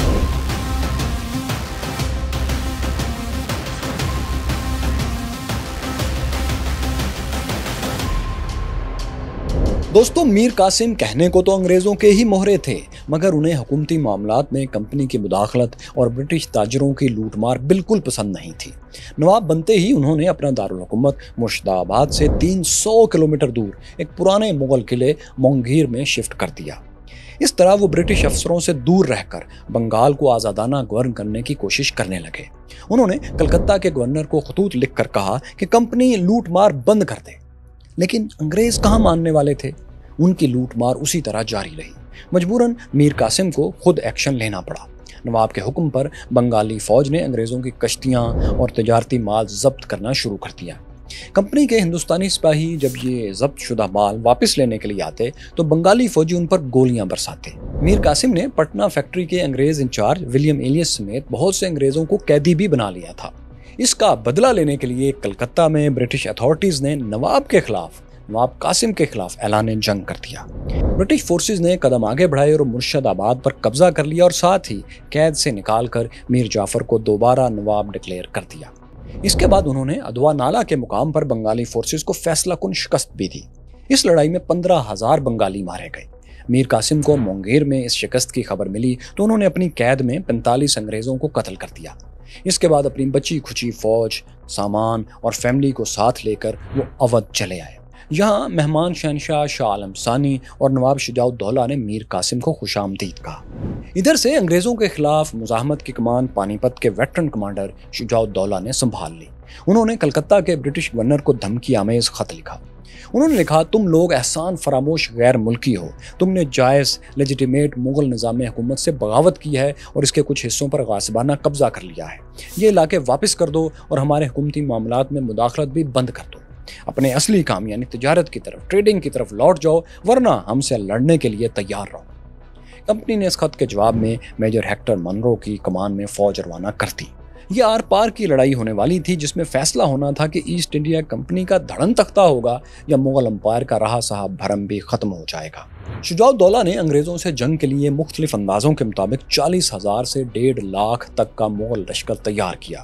اس میں 6,000 ہندو ناگا سپاہی بھی شامل تھے۔ یہ سپاہی بے لباس لڑتے تھے، بالکل ننگ دھڑنگ۔ انہوں نے اپنے جسموں پر راکھ مل رکھی ہوتی تھی اور ڈنڈے ان کے واحد ہتھیار تھے۔ اس فوج کے ساتھ انہوں نے پٹنہ سے 130 کلومیٹر دور دریائے گنگا کے کنارے بکسر کے قلعے میں کیمپ لگا لیا۔ بکسر میں انگریزوں سے لڑائی سے پہلے ایک چھوٹا سا واقعہ یہ ہوا کہ میر قاسم سے شجاع الدولہ کے اختلافات سنگین ہو گئے، اتنے سنگین کہ انہوں نے سابق نواب آف بنگال میر قاسم کو قید کر دیا اور ان کے پاس جو کچھ بھی تھا اسے ضبط کر لیا۔ اس کے بعد پھر مغل وزیر نواب شجاع الدولہ انگریزوں سے فیصلہ کن لڑائیوں کی تیاریوں میں پوری طرح جت گئے۔ 22 اکتوبر کے روز میجر ہیکٹر منرو کی کمان میں برٹش آرمی بکسر قلعے کے قریب پہنچ چکی تھی۔ یہ کل ملا کر 7,000 جوان اور افسران تھے۔ اگلے روز 23 اکتوبر کو جنگ شروع ہو گئی۔ لڑائی کے شروع میں شجاع الدولہ کا پلڑا خاصا بھاری رہا، خاص طور پر ناگا سپاہی بہت دلیری سے لڑے۔ एक मौके पर मुगल घुड़सवार दस्ते ब्रिटिश सफ़ों को रौंदते हुए उनके कैंप्स तक जा पहुंचे और लूट मार वहां उन्होंने शुरू कर दी। बाकी बरतानवी फौज भी मुगल तोपों की शदीद गोलाबारी का निशाना बन रही थी। यूं लगता था कि अंग्रेजों को शिकस्त हो चुकी है। हत्ता कि ब्रिटिश कमांडर हेक्टर मनरो ने भी ज़हनी तौर पर हार तस्लीम कर ली थी। उसने मैदान जंग के करीब ही दरिया गंगा किनारे मौजूद अपनी कश्तियों को भी हुक्म दे दिया था कि वो आगे आएं और उसकी फौज को पटना की तरफ ले जाएं। लेकिन ये कश्तियां कुछ देर से बरतानवी फौज तक पहुंची और इतनी ही देर में बाजी पलट गई। वो इस तरह के नवाब शुजाउद्दौला ने अपनी यकीनी फतह को देखते हुए दुश्मन का मुकम्मल सफाया करने के बजाय फतह के नकारे पहले ही बजवाना शुरू कर दिए। नकारों की आवाज़ें सुनकर बहुत से मुगल कमांडर्स अपनी पोजीशंस छोड़कर शुजाउद्दौला को मुबारक देने चले आए। कमांडर्स की गैर मौजूदगी में बाकी फौज का डिसिप्लिन भी टूट गया और सिपाही अपनी सफ़ों से निकलकर इधर उधर बिखर गए। किसी ने ख्याल नहीं किया कि दुश्मन अभी मैदान जंग में मौजूद है और मुगलों को गाफिल देखकर वार कर सकता है। और हुआ भी यही। जब हेक्टर मनरो ने दुश्मन की तवज्जो हटते हुए देखी तो अपने फौजियों को पूरी ताकत से मुगल फौज, जिसका डिसिप्लिन टूट चुका था, उस पर चढ़ाई का हुक्म दे दिया। डिसिप्लिन ब्रिटिश आर्मी ने तेजी से अटैक किया और कुछ ही देर में हिंदुस्तानी फोर्सेस का बड़ा हिस्सा मैदान जंग से भागने लगा। शुजाउद्दौला ने इन्हें रोकने की कोशिश की लेकिन वो नाकाम रहे। इस मौके पर हिंदू नागा लीडर अनोप घेरी ने शुजाउद्दौला को समझाया। उन्होंने कहा, ये बेफायदा मौत मरने का मौका नहीं है, हम इस शिकस्त का बदला किसी और दिन जरूर लेंगे। अनोप घेरी के कहने पर अवध के नवाब ने दरिया गंगा पर बना हुआ कश्तियों का पुल पार किया और अपनी रियासत की तरफ फरार हो गए। नागा सिपाही उस वक्त तक अंग्रेजों को रोकते रहे जब तक शुजाउद्दौला बचकर निकल नहीं गए। उनकी वापसी के बाद नागा सिपाही भी दरिया पार कर गए और अपने पीछे कश्तियों का पुल तबाह कर दिया ताकि दुश्मन उनका फौरी पीछा ना कर सके। फिर ये सिपाही भी साथियों शुजाउद्दौला से जा मिले। इस जंग में ब्रिटिश फौज के 850 सिपाही मारे गए जबकि मुगलों का नुकसान 5000 से ज्यादा का था।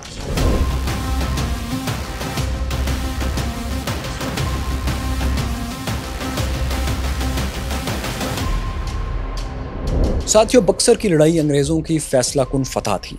यह आखिरी मौका था कि किसी हिंदुस्तानी कमांडर ने मुगलों के झंडे तले अंग्रेजों से भरपूर जंग लड़ी थी। इससे पहले सिराजुद्दौला और मीर कासिम, जो मुगल दरबार के वफादार थे, वो भी शिकस्त खा चुके थे। अब शुजाउद्दौला भी हार गए थे। गो के वो जान बचाकर निकल गए थे, लेकिन वो दोबारा अंग्रेजों के मुकाबले के लिए फिर ताकत जमा नहीं कर पाए। अंग्रेजों ने उन्हें संभलने का मौका दिए बगैर अवध पर चढ़ाई भी कर दी थी और आहिस्ता आहिस्ता उस पर कब्जा कर लिया था। शुजाउद्दौला कुछ देर तक अंग्रेजों पर गुरिल्ला स्टाइल हमले करते रहे, लेकिन आखिर उन्होंने भी हथियार डाल दिए और खुद को कंपनी के हवाले कर दिया। इसके बरक्स मीर कासिम, जिन्हें शुजाउद्दौला ने बक्सर का मैदान छोड़ने से पहले रिहा कर दिया था, वो कभी अंग्रेजों के हाथ नहीं आए। वो आगरा चले गए और वहीं कहीं कसमपुरसी के आलम में उनकी मौत हो गई। वो इस कदर गरीब और बदहाल हो चुके थे कि आखिरी रसूमात के लिए उन्हें कफन भी दस्तयाब नहीं हो सका था। दोस्तों, बंगाल के साथ अवध भी अंग्रेजों के कब्जे में आ चुका था, लेकिन एक बार फिर उनके सामने वही एक सवाल खड़ा था कि उनके पास कोई लीगल अथॉरिटी नहीं थी। हिंदुस्तानी अवाम की बगावत या मुकामी हुक्मरानों की किसी नई फौजी कार्रवाई से बचने के लिए उन्हें एक लीगल स्टेटस बहरहाल चाहिए था। चुनांचे अंग्रेजों ने फिर मुगल शहनशाह शाह आलम सानी से राब्ता किया। यहाँ अब ये जान लें कि मुगल शहनशाह शाह आलम सानी बक्सर की लड़ाई के वक्त शुजाउद्दौला के साथ तो आए थे, मगर इस लड़ाई में शरीक नहीं हुए थे। उन्होंने अपना कैंप मैदान जंग से काफ़ी दूर अलग नस्ब करवाया था। बक्सर की पूरी मुहिम के दौरान वो अंग्रेज़ों से मुसलसल राब्ते में रहे थे।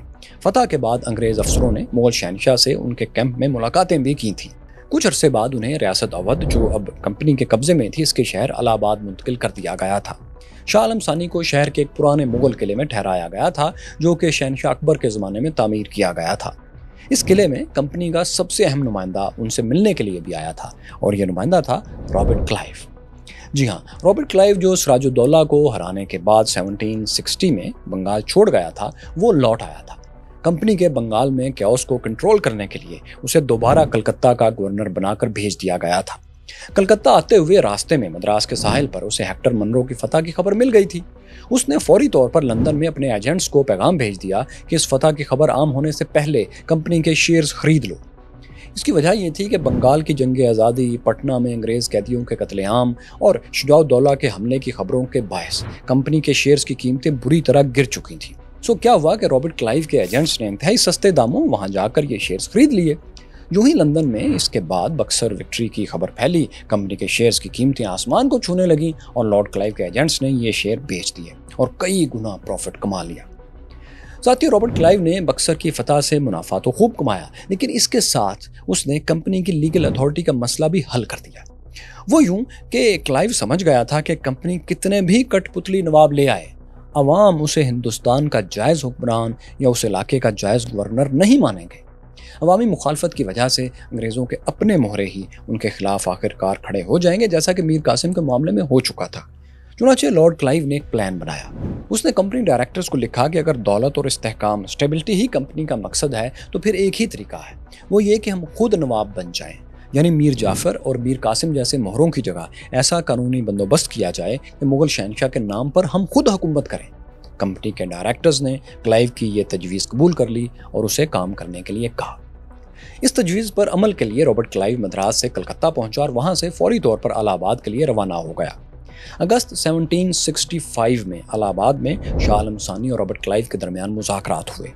इन मुज़ाकरात के नतीजे में 12 अगस्त के रोज़ मुगल अम्पायर और ईस्ट इंडिया कंपनी के दरमियान एक मुआहदा साइन हो गया। इसे मुआहदा इलाहाबाद या ट्रीटी ऑफ इलाहाबाद कहा जाता है।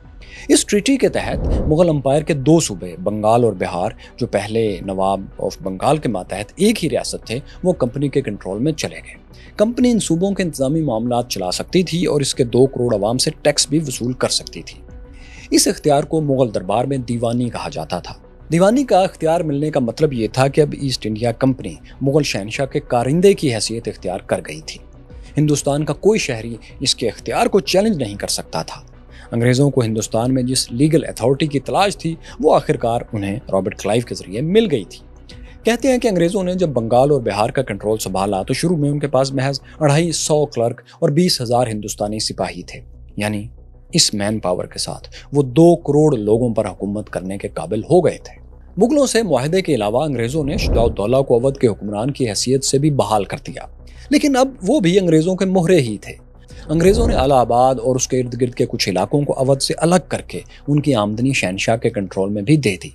इस रकम से शाह आलम सानी अपना और अपने ख़ानदान का गुजारा करते थे। ताहम शहनशाह की तमाम तर कोशिशों के बावजूद कंपनी उन्हें दिल्ली के तख्त तक पहुंचाने के लिए फ़ौज फराहम करने पर तैयार नहीं हुई। इसकी एक और वजह यह थी कि अंग्रेज़ अभी तक हिंदुस्तान में बहुत आगे पेशकदमी के लिए आमादा नहीं थे। उन्होंने शाह आलम को इलाहाबाद में ही अपना मेहमान बनाए रखा। दिल्ली मुगल हुक्मरानों से खाली रहा और इस पर रियासत रॉयल खंड के यूसुफजई पठानों ने कब्जा कर लिया। यूं 1765 में अंग्रेज़ हिंदुस्तान के सबसे ज़रखेज़ और वसीओ अरीज़ इलाके के मालिक बन बैठे। अब इसके लिए ज़रूरी लीगल स्टेटस भी उन्हें मिल ही चुका था। औरंगज़ेब आलमगीर के वारिस मुगल शहनशाह भी इलाहाबाद में उनके रहमो करम पर थे, बल्कि एक तरह से उनके कैदी थे। कंपनी की ताकत अपने अरूज पर थी। अब वो सिर्फ ईस्ट इंडिया कंपनी नहीं, बल्कि कंपनी सरकार और कंपनी बहादुर के नामों से पहचानी जाती थी। लेकिन दोस्तों, अभी उनके लिए इश्क के इम्तिहान और भी थे। मुआहदा इलाहाबाद के फौरी बाद कंपनी ऐसे बहरानों में फंसी कि इसका दिवालिया निकल गया और हिंदुस्तान में इसका सर्वाइवल एक बार फिर खतरे में पड़ गया। ये सब कैसे हुआ? अंग्रेज़ों के खिलाफ हिंदुस्तानी ताकतों का ट्रिपल अलायंस क्या था? इंतहाई ज़रखेज़ बंगाल कहत में क्यों डूब गया? और हाँ, अमेरिका की जंग आज़ादी से ईस्ट इंडिया कंपनी और हिंदुस्तान का क्या ताल्लुक था? ये सब आपको दिखाएंगे, लेकिन इस मिनी सीरीज की अगली किस्त में। 18वीं सदी के आखिरी बरसों में ईस्ट इंडिया कंपनी हिंदुस्तान में बक्सर की जंग तो जीत चुकी थी, लेकिन इसके बावजूद कमज़ोर होने लगी थी। इतनी कमज़ोर कि हिंदुस्तान पर कब्जा रखना तो दूर की बात, कंपनी डिफ़ॉल्ट ही कर गई। इस मौके पर इंग्लिश शहनशाह जॉर्ज III भी सर पकड़ कर बैठ गया कि अगर कंपनी हिंदुस्तान में नाकाम हुई तो हिंदुस्तान से आने वाला मालो दौलत भी रुक जाएगा।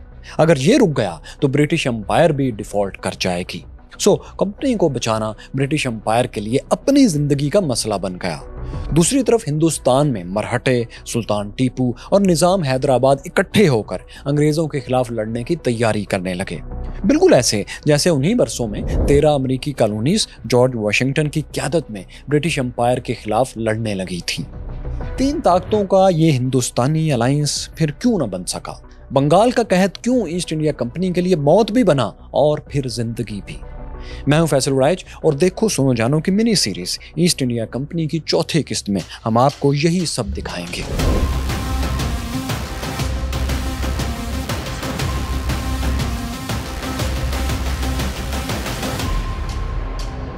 ایسٹ انڈیا کمپنی کی مشکلات کا آغاز 1767 میں اس طرح ہوا کہ جنوبی ہندوستان میں ایک نئی طاقتور ریاست سلطنت میسور، یا جسے وہ مملکت خداداد میسور بھی کہتے تھے، وہ ابھری۔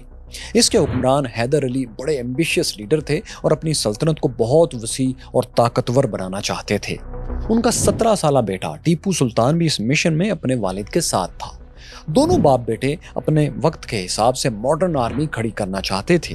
اس کے لیے انہیں خاص طور پر انگریزوں کے دشمن یعنی فرانسیسیوں سے مدد بھی مل رہی تھی۔ فرانسیسی، امریکی اور ہندوستانی دونوں کالونیز میں انگریزوں کے مخالفین کی مدد کر رہے تھے پراکسیز کی طرح، تو ہندوستان میں وہ مدد میسورز کے حصے میں آ رہی تھی۔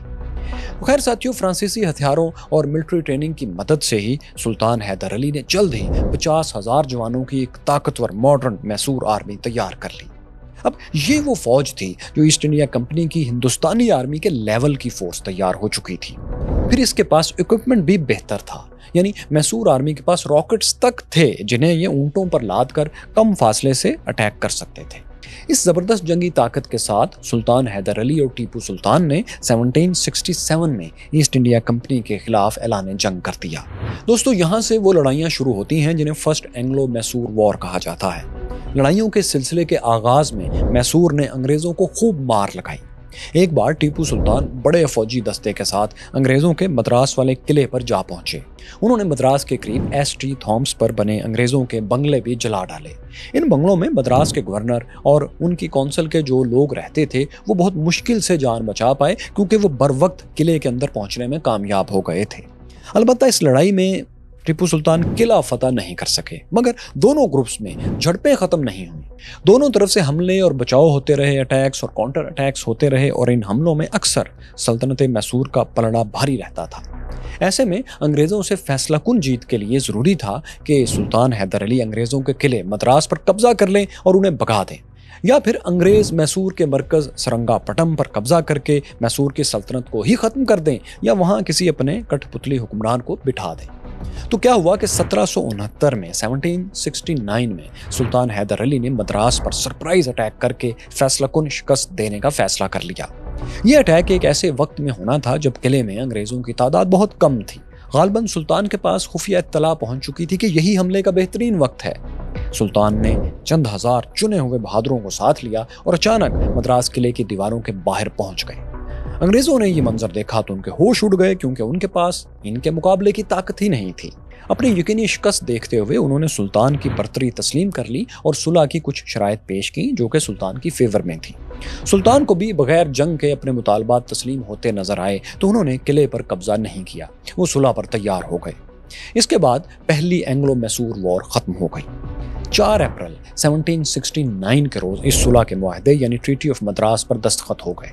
دونوں گروپس نے اس دوران جو ایک دوسرے کے علاقے چھینے تھے وہ بھی واپس کر دیے۔ اس معاہدے کی ایک شک یہ تھی کہ اگر میسور پر یا انگریزوں پر کسی تیسرے فریق کی طرف سے یعنی مرہٹوں وغیرہ کی طرف سے حملہ ہوگا تو دونوں ایک دوسرے کی مدد کو آئیں گے۔ لیکن اس شک پر عمل نہیں ہو سکا، کیونکہ کچھ عرصے بعد جب حیدر علی اور مرہٹوں کے درمیان کچھ جھڑپیں ہوئیں تو انگریز میسور کی مدد کے لیے نہیں آئے۔ اس کا نتیجہ یہ ہوا کہ دونوں میں ٹریٹی آف مدراس جو ہوئی تھی وہ ٹوٹ گئی۔ اب ایک بار پھر دونوں دشمن بن گئے۔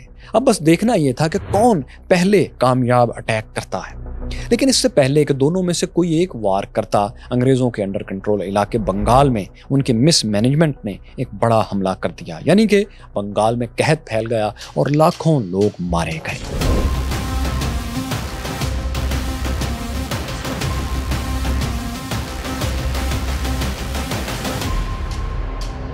کیورس فیلوز، جب فرسٹ اینگلو میسور وار ختم ہو رہی تھی تو بنگال خشک سالی کی لپیٹ میں آ چکا تھا۔ 1769 میں آسمان سے پانی کی ایک بوند نہیں گری تھی۔ فصلیں نہ ہونے سے ایسی خوفناک بھوک پھیل چکی تھی کہ جس نے گھروں کے گھر اجاڑ ڈالے تھے۔ ایک برس کے اندر لاکھوں انسان بھوک سے تڑپ تڑپ کر دم توڑ گئے تھے۔ اس خوفناک تباہی میں کمپنی سرکار کی مس مینجمنٹ اور انگریز تاجروں کا لالچ اور منافع خوری کا بہت بڑا ہاتھ تھا۔ कंपनी ने कहत जैसी सूरत-ए-हाल से निपटने के लिए कोई पेशगी तैयारी नहीं की थी। कहीं भी इजाफी अनाज ज़ख़ीरा नहीं किया गया था। हालांकि मुग़लों के दौर से ये तरीका चला आ रहा था कि अनाज का बड़ा ज़ख़ीरा ऐसे ही वक्त के लिए संभाल कर रखा जाता है, गोदामों को भरा जाता है। लेकिन कंपनी ने सिर्फ बंगाल की लूट और इस लूट को लंदन पहुंचाने का इंतज़ाम ही जारी रखा। बंगाल के लोगों को भूख से बचाना उन्होंने ज़रूरी नहीं समझा। उल्टा ये कि अंग्रेज ताजरों ने मार्केट में जो थोड़ा बहुत अनाज मौजूद था उसे खुश्क साली के शुरू में ही कम कीमत पर सस्ते दामों खरीद कर अपने लिए ज़ख़ीरा कर लिया, ताकि जब कहत फैले तो इसे ज़्यादा कीमत पर बेचकर और मुनाफा कमा सकें। कहते हैं कि अंग्रेज ताजर 1 रुपए के बदले में तकरीबन 130 किलोग्राम चावल खरीद रहे थे, और फिर जब कहत फैला तो कहत के दिनों में इतनी ही मिकदार के चावलों को उन्होंने 9 से 10 गुना कीमत पर फरोख्त किया। यही वजह है कि बंगाल में जब कहत था तो एक बरस में 10 लाख पाउंड तक की रकम बंगाल से लंदन मुंतकिल की गई। सरकारी गोदामों में भी कुछ अनाज बचा हुआ पड़ा था, लेकिन इसे भी अवाम को नहीं दिया गया, बल्कि सिर्फ ब्रिटिश आर्मी के सोल्जर्स के लिए इसको बचाया गया। अवाम के लिए कुछ भी नहीं किया गया। इस पर कंपनी ने मजीद जुल्म यह किया कि कहत की वजह से बंगाल के अवाम टैक्स देने के तो काबिल नहीं रहे थे, लेकिन कंपनी ने लंदन में अपने स्टेक होल्डर्स को नुकसान से बचाने के लिए बंगालियों से ज़बरदस्ती पैसा वसूल करना जारी रखा। कंपनी के हिंदुस्तानी सिपाही गांव-गांव जाते थे और लोगों से गन पॉइंट पर टैक्स छीन कर ले आते थे। जो कोई टैक्स देने से इनकार करता उसे वहीं सबके सामने फांसी पर लटका दिया जाता। उन दिनों बंगाल में गांव के गांव कतार दर कतार ऐसे बन गए थे जहां दरख्तों पर और टिकटिकियों पर लाशें लटकी होती थीं। बंगाल के कहत ने 20 लाख तक 3 मिलियन तक इंसानों की जानें ले ली। मुर्शिदाबाद और कलकत्ता में इतनी लाशें जमा हो गई थीं कि इन्हें दफन करने वाला कोई नहीं था। चुनांचे कंपनी के मुलाजमीन इन्हें उठा उठा कर दरियाए हुगली में फेंकते रहे। कुछ ही अरसे में यह दरिया भी लाशों से भर गया। इस जुल्म से बंगाल तो जाहिर है बर्बाद हो रहा था, लेकिन कंपनी स्टेक होल्डर्स को प्रॉफिट मिल रहा था। इसीलिए 1 मिलियन पाउंड्स का मुनाफा लंदन ट्रांसफर उन्हीं दिनों में किया गया। अब ईस्ट इंडिया कंपनी भी इस कहत के असरात से बहुत ज़्यादा देर बच नहीं पाई। वो इस तरह कि लंदन के प्रिंट मीडिया के इदारों ने, जैसे जेंटलमैन्स मैगजीन और लंदन पोस्ट वगैरह में, ईस्ट इंडिया कंपनी की लूट मार और जराइम की खबरें छपने लगी। इन खबरों का असर यह हुआ कि कंपनी के सियासी राइवल्स को लंदन में अपनी पावर की फिक्र पड़ गई। उन्हें परेशानी ठहर गई कि कंपनी अपनी बेपनाह नाजायज दौलत की मदद से कहीं बरतानिया में पार्लियामेंट पर कब्जा ही न जमा ले। मतलब ताकतवर लॉबीज की तरह रिश्वतें देकर अरकान पार्लियामेंट को खरीदने और इलेक्शन जीतने में ही नाकामयाब होने लग जाएं। अगर ऐसा होता तो बरतानवी पार्लियामेंट ईस्ट इंडिया कंपनी की गुलाम बनकर रह जाती। साबिक वज़ीर-ए-आज़म विलियम पिट ने हाउस ऑफ लॉर्ड्स में दुहाई दी कि कंपनी अपनी दौलत से बरतानवी पार्लियामेंट को करप्ट करने की कोशिश कर रही है। वो एशिया की दौलत के साथ वहाँ के हुकूमती तौर तरीके भी हमारे यहाँ लाना शुरू हो गई है। वो गोरे लोग जिनकी जड़ें अब यहाँ नहीं रहीं, वो गैर मुल्की सोने से यानी गोल्ड लाकर उसके बलबूते पर पार्लियामेंट में घुस रहे हैं। बरतानवी अखबारात को भी इस सब के बाद अपनी वैल्यूज़ की सिर्फ अपने यहाँ फिक्र पड़ गई। अप्रैल 1772 में जेंटलमैन्स मैगजीन ने लिखा कि ईस्ट इंडिया कंपनी ने जिस तरह हिंदुस्तान की ज़मीनों पर मुकामी बेगुनाह लोगों का खून बहाया है, वो यही जुल्म व सितम हमारी सरजमीन पर बरतानिया में भी कर सकती है। कंपनी के खिलाफ ऐसे ही कंसर्न्स के साथ थिएटर ड्रामे भी बनने लगे और इस तरह वहाँ सिलसिला चल पड़ा। मतलब ताजे बरतानिया की एलीट क्लास की पावर स्ट्रगल में कंपनी के खिलाफ एक केस बन गया था। इस तरह बरतानवी बादशाह जॉर्ज III को भी एक फिक्र सताने लगी कि अगर कंपनी इसी तरह लूट मार और कत्लेआम करती रही तो कहीं हिंदुस्तान के लोग बगावत करके अंग्रेज़ों को भगा ही ना दें। उसका ये कंसर्न इसलिए था कि वो कहा करता था कि मुझे यकीन है हमारी कौम की हकीकी अजमत हिंदुस्तान से आने वाली दौलत पर ही मुनहसर है। हमारा मुल्क जो कर्जों में डूब रहा है, ज़्यादातर जिसमें अंदरूनी कर्जे थे उनमें डूब रहा है, हिंदुस्तान की दौलत ही हमें इन कर्जों से निकालने में मदद दे सकती है। तो ये शहनशाह जॉर्ज III कहा करता था। जिस वक्त साथियों बरतानिया में कंपनी के खिलाफ ये बहस चल रही थी तो कंपनी को कुदरत का इंतकाम भी बर्दाश्त करना पड़ा, सहना पड़ा। वो यूं कि अंधाधुंध कत्ल व गारत और कहत की वजह से कंपनी के लिए ज़बरदस्ती टैक्स वसूल करना भी नामुमकिन हो गया। जाहिर है लोगों के पास कुछ होता, लोग जिंदा रहते तो टैक्स देते ना। सो क्या हुआ कि बंगाल के कहत और कुछ चाय के कारोबार में नुकसानात की वजह से 1772 में 1772 में कंपनी दिवालिया हो गई, डिफॉल्ट कर गई। जब डिफॉल्ट की खबरें फैलीं तो महज 1 माह में इसका स्टॉक रेट 60 पॉइंट तक नीचे आ गया। जाहिर है कंपनी के इंटरनेशनल इदारा था, जब ये डिफ़ॉल्ट किया तो वो बैंक्स जो इससे मुंसलिक थे, जिन्होंने इसे कर्ज दिया था या इसके शेयर होल्डर्स थे, इसके साथ कारोबार कर रहे थे, उनको भी ताले लगने लगे। پھر صرف لندن ہی میں نہیں بلکہ یورپ کے کئی ممالک بھی اسی لپیٹ میں آئے اور محض 1 ماہ کے اندر 30 یورپین بینکس ڈیفالٹر لسٹ میں شامل ہو گئے۔ کمپنی بہادر دھول چاٹنے پر آ گئی، لیکن یہ صورتحال جہاں کمپنی کے لیے خطرناک تھی، وہیں اگر کمپنی کو بچانے کے لیے بڑی رقم نہ مل جاتی تو تاج برطانیہ برٹش امپائر بھی ختم ہو سکتی تھی۔ وہ کیوں اور کیسے؟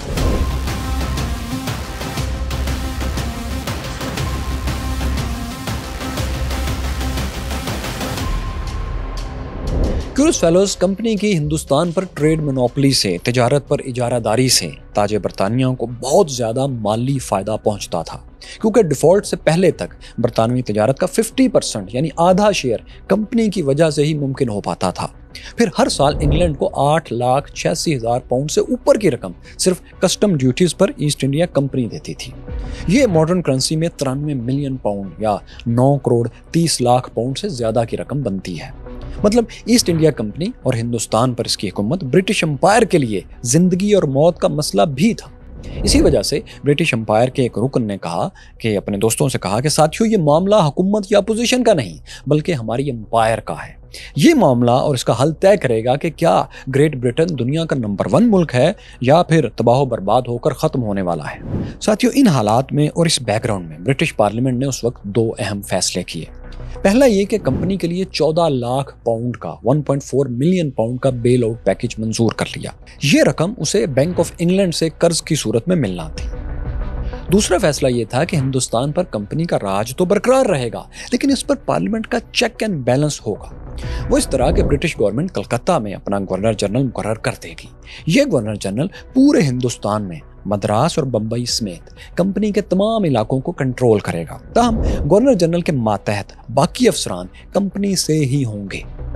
جون 1773 میں پارلیمنٹ نے ریگولیٹنگ ایکٹ منظور کر لیا۔ اس ایکٹ کے تحت کلکتہ ہندوستان کا انگریزی دارالحکومت بن گیا، کیپٹل بن گیا۔ وارن ہیسٹنگز کو ہندوستان کا گورنر جنرل مقرر کر دیا گیا۔ اس نئے بندوبست کے ذریعے برطانوی حکومت نے ایسٹ انڈیا کمپنی کے منوپلی کو کسی حد تک اپنے شاہی کنٹرول میں لے لیا۔ ریگولیٹنگ ایکٹ کے بعد کمپنی کو 14 لاکھ پاؤنڈز کا جو ریلیف پیکج ملا تھا، وہ ماڈرن کیپٹلزم کا سب سے بڑا بیل آؤٹ پیکج تھا۔ اس کے ذریعے کمپنی کی دولت اور سیاسی طاقت دونوں ہی بچ گئی تھی۔ ایک تو اس کے مالی حالات سنبھل گئے تھے، دوسرا یہ کہ ہندوستان پر اس کا اقتدار بجائے ڈولنے کے، ٹوٹنے کے مضبوط ہو گئے۔ وہ اس طرح کہ برٹش پارلیمنٹ نے جو گورنر جنرل ہندوستان میں مقرر کیا تھا، وہ بھی دراصل کمپنی ہی کا ایک ملازم وارن ہیسٹنگز تھا۔ مستقبل میں بھی گورنر جنرلز کو بنانے اور ہٹانے میں کمپنی ہی کی رائے کو بنیادی اہمیت دی جاتی رہی۔ کمپنی ایک بار پھر اپنے پاؤں پر کھڑی ہو گئی تھی۔ بنگال میں بارشیں بھی دوبارہ شروع ہو گئی تھی، قحط ختم ہو گیا تھا اور ٹیکسز کا مسئلہ بھی اس طرح حل ہو گیا تھا۔ کمپنی کے شیئرز ایک بار پھر آسمان سے باتیں کرنے لگے تھے۔ کیورس فیلوز، جس وقت یہ سب فیصلے ہو رہے تھے، آپ کے ذہن میں رہے کہ اس وقت برطانیہ کی ہندوستان کے بعد دوسری اہم ترین کالونی امریکہ تھی، جو دراصل 13 چھوٹی چھوٹی کالونیز کا ایک مجموعہ تھی۔ یہ کالونیز آج کے یونائٹڈ اسٹیٹس کے نقشے میں ایسٹرن سائڈ پر تھیں۔ برطانیہ نے جب ایسٹ انڈیا کمپنی کی مالی مشکلات کم کرنے کے لیے بہت سے فیصلے کیے اور 14 لاکھ پاؤنڈز کا ایک پیکج بھی ان کو دیا، تو ان کا ایک تعلق ان 13 کالونیز سے بھی تھا۔ وہ یوں کہ برطانیہ نے اب تک ایک ٹیکس بھی امریکن کالونیز پر نہیں لگایا تھا، مگر کمپنی کی مدد کے لیے جو اسے لاکھوں پاؤنڈ ادا کرنے پڑے تھے، اس نقصان کو پورا کرنے کے لیے امریکیوں پر ایک ٹیکس لگا، جسے ٹی ٹیکس کہا گیا۔ چائے پر یہ ٹیکس لگایا گیا۔ یہ ٹیکس امریکی کالونیز کے عوام سے وصول کیا جانا تھا، ایسٹ انڈیا کمپنی سے نہیں، کیونکہ اس سے بینک آف انگلینڈ کی مدد کرنا تھی۔ امریکہ میں چائے کی فروخت پر بھی ایسٹ انڈیا کمپنی ہی کی منوپلی تھی، ہندوستان کی طرح۔ کیا ہوا کہ جیسے ہی چائے پر ٹیکس لگا اور چائے مہنگی ہوئی، تو برٹش امریکن کالونیز میں عوام غصے سے بھر گئے اور متحد ہو کر اٹھ کھڑے ہوئے۔ انہوں نے ایسٹ انڈیا کمپنی اور تاج برطانیہ کے خلاف ہتھیار اٹھا لیے۔ کمپنی اور انگریز فوج پر انہوں نے حملے شروع کر دیے۔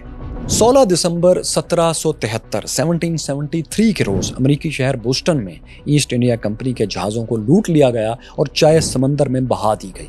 اس بغاوت کو بوسٹن ٹی پارٹی کا نام دیا گیا۔ کئی اور دوسرے امریکی شہروں میں بھی بوسٹن کی تقلید میں چائے سمندر میں اور دریاؤں میں پھینکی جانے لگی۔ تاج برطانیہ نے امریکی کالونیز میں عوام کو طاقت سے دبانے کی کوشش کی، جیسا کہ وہ ہندوستان میں کر رہے تھے، لیکن اس کا امریکہ میں الٹا اثر ہوا۔ 13 امریکی ریاستوں نے متحد ہو کر 1776 میں تاج برطانیہ کے خلاف एक फौजी बगावत कर दी। जॉर्ज वाशिंगटन को उन्होंने अपना मुतफ़िक़ा कमांडर इन चीफ बनाया और फ्रांस की मदद से हथियार उठाकर बरतानिया से जंग शुरू कर दी। फ्रांस चूंकि आप जानते हैं बरतानिया का इंटरनेशनल राइवल था, इसलिए वो अमेरिका और हिंदुस्तान में दोनों जगह तकरीबन हर जगह बरतानिया के दुश्मनों को मदद फराहम करने के लिए तैयार रहता था।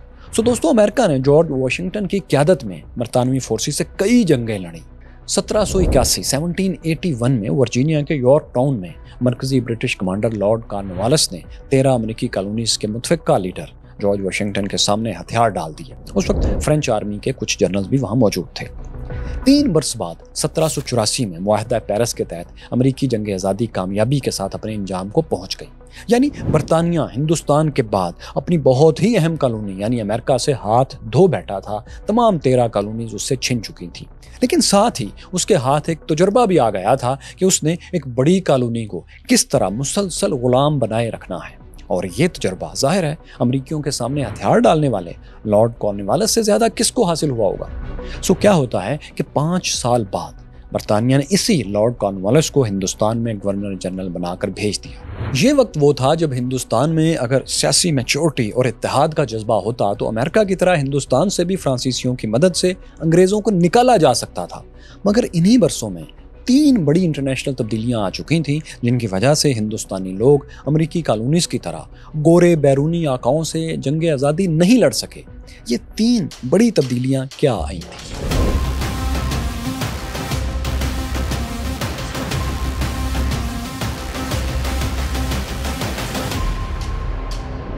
पहली बड़ी तब्दीली तो ये थी कि 1789 में फ्रांस में मशहूर ज़माना इनकलाब आया और बादशाहत जो आलमी जंगों में बरतानिया का मुकाबला कर रही थी वो ख़त्म हो गई।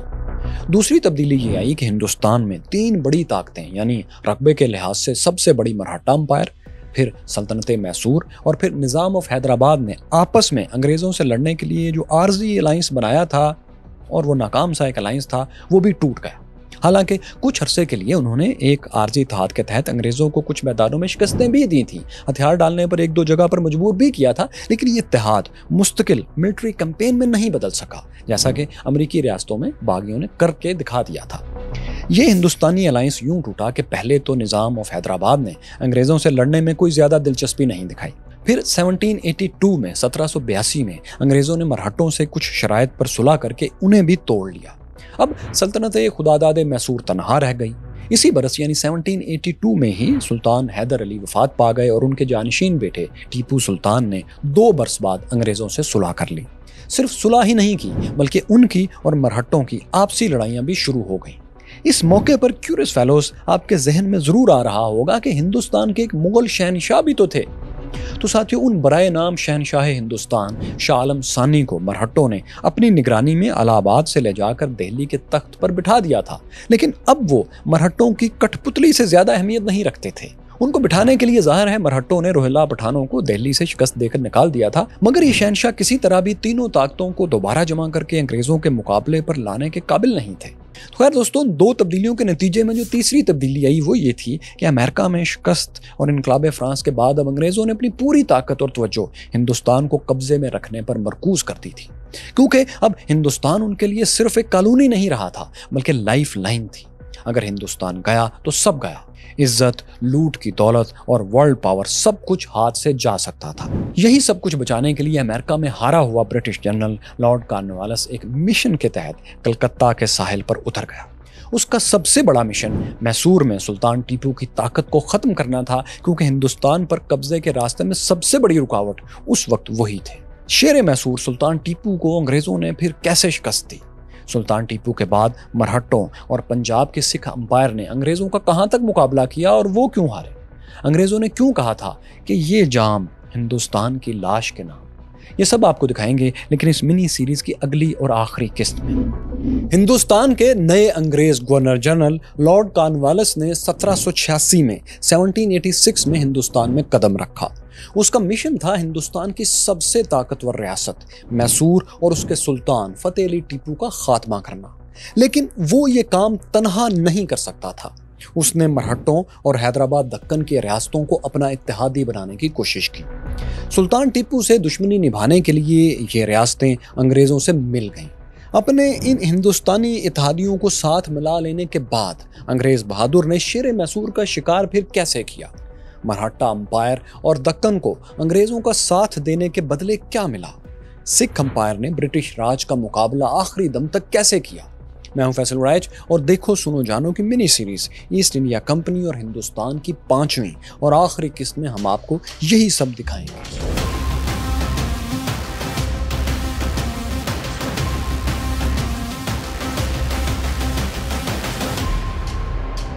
لارڈ کارنوالیس کے پاس ٹیپو سلطان سے مقابلے کے لیے وسائل کی کوئی کمی نہیں تھی۔ اس کی کمان میں کمپنی کے 50,000 سپاہی تھے۔ یہ اپنے زمانے کی سب سے طاقتور ہندوستانی فوج تھی۔ اس کا سالانہ بجٹ 30 لاکھ 3 ملین پاؤنڈز تھا۔ ہتھیار بنانے کے درجنوں کارخانے بھی کام کر رہے تھے۔ صرف کلکتہ میں برٹش آرمی کے پاس 3 لاکھ بندوقیں اور 7 سے 9,000 توپیں تھیں۔ دوسری طرف ٹیپو سلطان کے پاس اس کے مقابلے کی دولت اور ہتھیار تو ہرگز نہیں تھے۔ ان میں کافی فرق تھا اور اس فرق کا اندازہ یوں لگائیں کہ کمپنی کے ہر سپاہی کو 300 روپے سالانہ تنخواہ ملتی تھی، جبکہ میسور میں سپاہی کی سالانہ تنخواہ 192 روپیز تھی۔ ٹیپو سلطان کی ریاست میسور میں محدود پیمانے پر ہتھیار اور راکٹس تو تیار ہو رہے تھے، مگر اپنے زیادہ تر ہتھیاروں کے لیے وہ فرانس پر ڈیپینڈنٹ تھے، وہاں سے اسلحہ حاصل کرتے تھے۔ تاہم 1789 میں 1789 میں انقلاب فرانس کے بعد میسور کی یہ اہم ترین سپلائی لائن بھی کٹ گئی۔ لارڈ کارنوالیس نے ایک اور کام یہ کیا کہ اپنے ایک ایجنٹ کو میسور میں بھیج کر ٹیپو سلطان کے بہت سے درباریوں کو خرید لیا۔ انہی میں میر صادق اور دیوان پورنیا جیسے اہم وزیر شامل تھے۔ یہ ایجنٹ بعد میں پکڑا گیا اور اسے سزائے موت بھی میسور میں دے دی گئی، لیکن غداروں کا جو کینسر وہ میسور کے جسم میں چھوڑ گیا تھا وہ خاموشی سے پھیلتا رہا۔ یعنی میسور کے حکمران ٹیپو سلطان کو غداروں کا پتہ نہیں چل سکا کہ کون کون ہے۔ یہی وجہ تھی کہ لارڈ کارنوالیس اس ساری صورتحال سے آگاہ ہوتے ہوئے حملے کے لیے مناسب وقت اور جواز تلاش کرتا رہا۔ یہ جواز اسے اس وقت ملا جب میسور کی ہمسایہ ریاست ٹرانکوور، جو کہ انگریزوں کی اتحادی تھی، اس سے میسور کی سرحدی جھڑپیں ہوئیں۔ انہی کو جواز بنا کر لارڈ کارنوالیس نے ٹیپو سلطان کے خلاف اعلان جنگ کر دیا۔ جنگ کے شروع میں ہی کمپنی نے غداروں کی مدد سے میسور کے اہم شہر بنگلور پر قبضہ کر لیا۔ اس کے بعد برطانوی فوج نے لارڈ کارنوالیس کی کمان میں میسور کے دارالحکومت سرنگا پٹم کی طرف بڑھنا شروع کیا۔ شیر میسور اپنے وفاداروں کے ساتھ تیار تھے۔ ان کی فوج نے سرنگا پٹم کے راستے میں تمام فصلیں جلا دی اور انگریزوں کی سپلائی لائن کے راستے بھی کاٹ دیے۔ سپلائیز نہ ملنے سے چند ہی دنوں میں برٹش آرمی بھوک سے نڈھال ہو گئی۔ سرنگا پٹم سے 15 کلومیٹر دور لارڈ کارنوالیس کی ہمت جواب دے گئی اور وہ بنگلور کی طرف واپس لوٹ گیا۔ یہاں سلطان ٹیپو نے ایک بڑی غلطی کی کہ انہوں نے پسپا ہوتی ہوئی کمزور انگریز فوج پر پیچھے سے حملہ نہیں کیا۔ یوں لارڈ کارنوالیس کو ایک نئی زندگی بھی ملی اور وہ بنگلور میں بیٹھ کر دوبارہ حملے کی تیاری کرنے لگا۔ اس دوران میسور کی دشمن ریاستوں نظام حیدرآباد اور مرہٹہ سے تازہ دم فوجیں بھی انگریزوں کی مدد کے لیے بنگلور پہنچ گئیں۔ فروری 1792 میں 1792 میں اتحادی فوجوں نے دوبارہ پیش قدمی کی اور اس بار سرنگا پٹم کا محاصرہ کرنے میں یہ سب کامیاب رہے۔ شہر کو گھیرنے کے بعد اس پر شدید بمباری شروع کر دی گئی۔ دشمن کی بہت زیادہ طاقت کو دیکھتے ہوئے سلطان ٹیپو نے انگریزوں کو صلح کی پیشکش کر دی۔ لارڈ کارنوالیس نے یہ آفر قبول کر لی۔ جس دن صلح کے اس معاہدے پر دستخط ہونا تھے، اس سے ایک رات پہلے تاریکی میں ایک گھڑ سوار مرہٹہ کیمپ میں داخل ہوا۔ یہ سلطان فتح علی ٹیپو تھے۔ انہوں نے مرہٹہ کمانڈر ہری پنت بھاٹکے سے ملاقات کی اور انہیں کہا کہ تمہیں سمجھ لینا چاہیے، میں تمہارا مستقل دشمن نہیں ہوں۔ ہمارا حقیقی دشمن انگریز ہے اور تمہیں اور مجھے اس سے ہوشیار رہنا چاہیے۔ یہ باتیں کر کے سلطان اپنے قلعے میں لوٹ گئے، لیکن مرہٹہ کمانڈر نے اس وارننگ کے بعد بھی انگریزوں کا ساتھ نہیں چھوڑا اور وہ کمپنی کے ساتھ ہی جڑے رہے۔ تو خیر ساتھیو، اگلے روز صلح کے معاہدے پر دستخط ہو گئے۔ اس ایگریمنٹ کو ٹریٹی آف سرنگا پٹم کا نام دیا گیا۔ اس معاہدے کے تحت ٹیپو سلطان نے 70 قلعے 70 فورٹس تقریباً آدھی سلطنت سرنڈر کر دی تھی۔ یہ قلعے انگریزوں، مرہٹوں اور نظام حیدرآباد نے آپس میں بانٹ لیے۔ اس کے علاوہ سلطان نے انگریزوں کو بھی 8 کروڑ روپے تاوان جنگ الگ سے ادا کیا۔ اس رقم کی ادائیگی تک ان کے 2 بیٹے بطور ضمانت انگریزوں کی تحویل میں رہے۔ 2 سال بعد جب تاوان کی رقم مکمل ہو گئی تو یہ دونوں شہزادے میسور واپس آ گئے۔ مائی کیورس فیلوز، ٹریٹی آف سرنگا پٹم نے میسور کی طاقت پر بہت بھاری ضرب لگائی تھی۔ اس کامیابی کے بعد لارڈ کارنوالیس 1793 میں 1793 میں انگلینڈ لوٹ گیا۔ کچھ عرصے بعد کمپنی نے ایک نئے گورنر جنرل رچرڈ ویزلے کو ہندوستان بھیجا۔ वेल्सले की ड्यूटी ये थी कि वो कॉर्नवालिस के अधूरे मिशन को पूरा करे, यानी मैसूर पर कब्जा मुकम्मल करे। इसकी वजह ये थी कि टीपू सुल्तान का इत्तेहादी फ्रांस इनकलाब के झटकों से अब संभल चुका था। फ्रेंच फोर्सेस अपने नए कमांडर नेपोलियन बोनापार्ट के कमान में अंग्रेजों को शिकस्तें दे रही थी। 1798 में जब वेल्सले हिंदुस्तान में दाखिल हो रहा था तो ऐन उसी वक्त नेपोलियन मिस्र पर हमले के लिए फ्रांस से जा रहा था। मशहूर है कि वो मिस्र पर कंट्रोल हासिल करके बहीरा अहमर रेड सी के रास्ते बहरे हिंद से होते हुए हिंदुस्तान आना चाहता था, ताकि यहाँ अंग्रेज़ों से दो दो हाथ कर सके, क्योंकि यही उनकी सबसे बड़ी कॉलोनी और ताकत थी। वो टीपू सुल्तान से भी राब्ते में था, इसलिए यह लॉर्ड वेल्सले की जिम्मेदारी थी कि वो नेपोलियन के हिंदुस्तान पहुंचने से पहले उनके अहम तरीन इत्तेहादी यानी टीपू सुल्तान का खात्मा कर दें।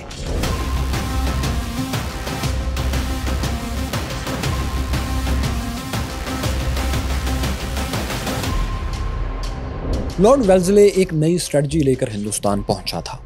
इस स्ट्रेटजी का नाम था सब्सिडरी अलायंस सिस्टम या इमदादी इत्तेहाद का निज़ाम। इसका मतलब ये था कि हिंदुस्तानी रियासतों की मदद का बहाना बनाकर वहाँ कंपनी की अंग्रेज़ों की तनख्वाहदार फौज तैनात कर दी जाएगी। बज़ाहिर तो ये फौज उन रियासतों को और उनके हुक्मरानों को बैरूनी हमलावरों से बचाएगी, लेकिन असल में इनका छुपा हुआ मकसद ये था कि मुकामी हुक्मरानों को कंपनी के कंट्रोल में रखेगी ये अंग्रेज़ फौज। इस तरह ये हुक्मरान अंग्रेज़ों के हाथों में कठपुतलियां बनकर ही रह जाएंगे। इस सिस्टम का साथियों पहला निशाना कंपनी की इत्तेहादी रियासत हैदराबाद दक्कन बनी। वेल्सले ने रियासत के एक अहम वजीर मीर आलिम को साथ मिला लिया। इस वजीर ने फिर किसी तरह निज़ाम ऑफ हैदराबाद आसिफ जाह सानी को शीशे में उतार लिया, यानी उन्हें यह सिस्टम कबूल करने पर राजी कर लिया। इस हवाले से जो एग्रीमेंट साइन हुआ उसकी शराइत ये थी कि हैदराबाद में 6000 अंग्रेज़ी फ़ौज तैनात होगी। इस फौज के अखराजात के लिए रियासत कंपनी को 14 लाख रुपए अदा करेगी सालाना, यानी इसकी अखराजात भी रियासत ही देगी। अंग्रेज़ों की इजाज़त के बगैर रियासत दक्कन किसी दूसरे मुल्क से कोई मुआहदा नहीं करेगी और न किसी यूरोपी को मुलाजिम रखेगी। ज़ाहिर है यहाँ यूरोप से उनकी मुराद बज़ाहिर फ्रांस ही था। तो खैर मुआहदे के मुताबिक ये था कि अब निज़ाम ऑफ हैदराबाद बरतानवी नुमाइंदे के मशवरे से रियासत का निज़ाम चलाएंगे, वरना फिर उनकी फ़ौज तो वहाँ मौजूद है। इस मुआहदे का साथियों साफ साफ मतलब ये था कि रियासत दक्कन की आज़ादी ख़त्म हो चुकी है, लेकिन इसका दूसरा मतलब ये भी था कि आसिफ जाह सानी का इक़्तिदार तो बाकी रहेगा, लेकिन अंग्रेज़ी बंदूक की नोक पर। किस्सा मुख्तसर, निज़ाम ऑफ हैदराबाद ने खुद को बचाया और गुलामाना मुआहदा कर लिया।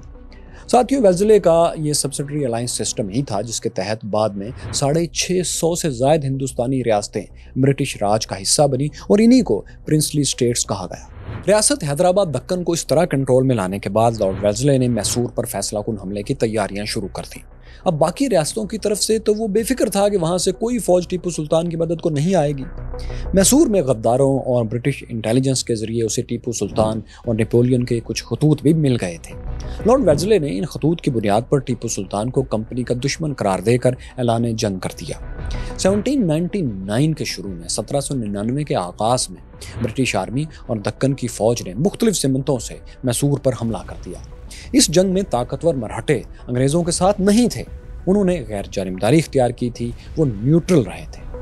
मैसूर पर इस हमले के शुरू से ही कंपनी का पलड़ा वाज़े भारी था। टीपू सुल्तान के बहुत से कमांडर्स अंग्रेज़ों से मिल चुके थे, वो हर जगह अपने किले सरेंडर करते जा रहे थे। ये सूरत हाल देखकर, इतनी बड़ी तादाद में गद्दारों को देखकर टीपू सुल्तान अपने वफादारों की एक मुख्तसर सी फौज के साथ खुद तलवार लेकर मुकाबले पर निकल आए। उन्होंने मुख्तलिफ जगहों पर अंग्रेज़ों को टफ टाइम भी दिया, लेकिन टीपू सुल्तान के गद्दार हर मौके पर उनकी कामयाबियों को किसी न किसी तरह नाकामी में बदल देते थे, डीरेल कर देते थे। अप्रैल 1799 में टीपू सुल्तान मुसलसल शिकस्तों के बाद अपने दारुल हुकूमत सरंगापट्टम में मैसूर हो चुके थे, घेरे में आ गए थे, यानी एक शहर और एक किले की लड़ाई ही बाकी रह गई थी। इस लड़ाई का क्लाइमैक्स 4 मई को हुआ जब बरतानवी फौज ने किले की दीवार में एक बड़ा सा शिगाफ किया और वहां से अंदर दाखिल होने की कोशिश की। टीपू सुल्तान अपने साथ बच जाने वाले कुछ वफादारों को लेकर इस अंदर घुसाने वाली फौज का रास्ता रोकने के लिए बढ़े।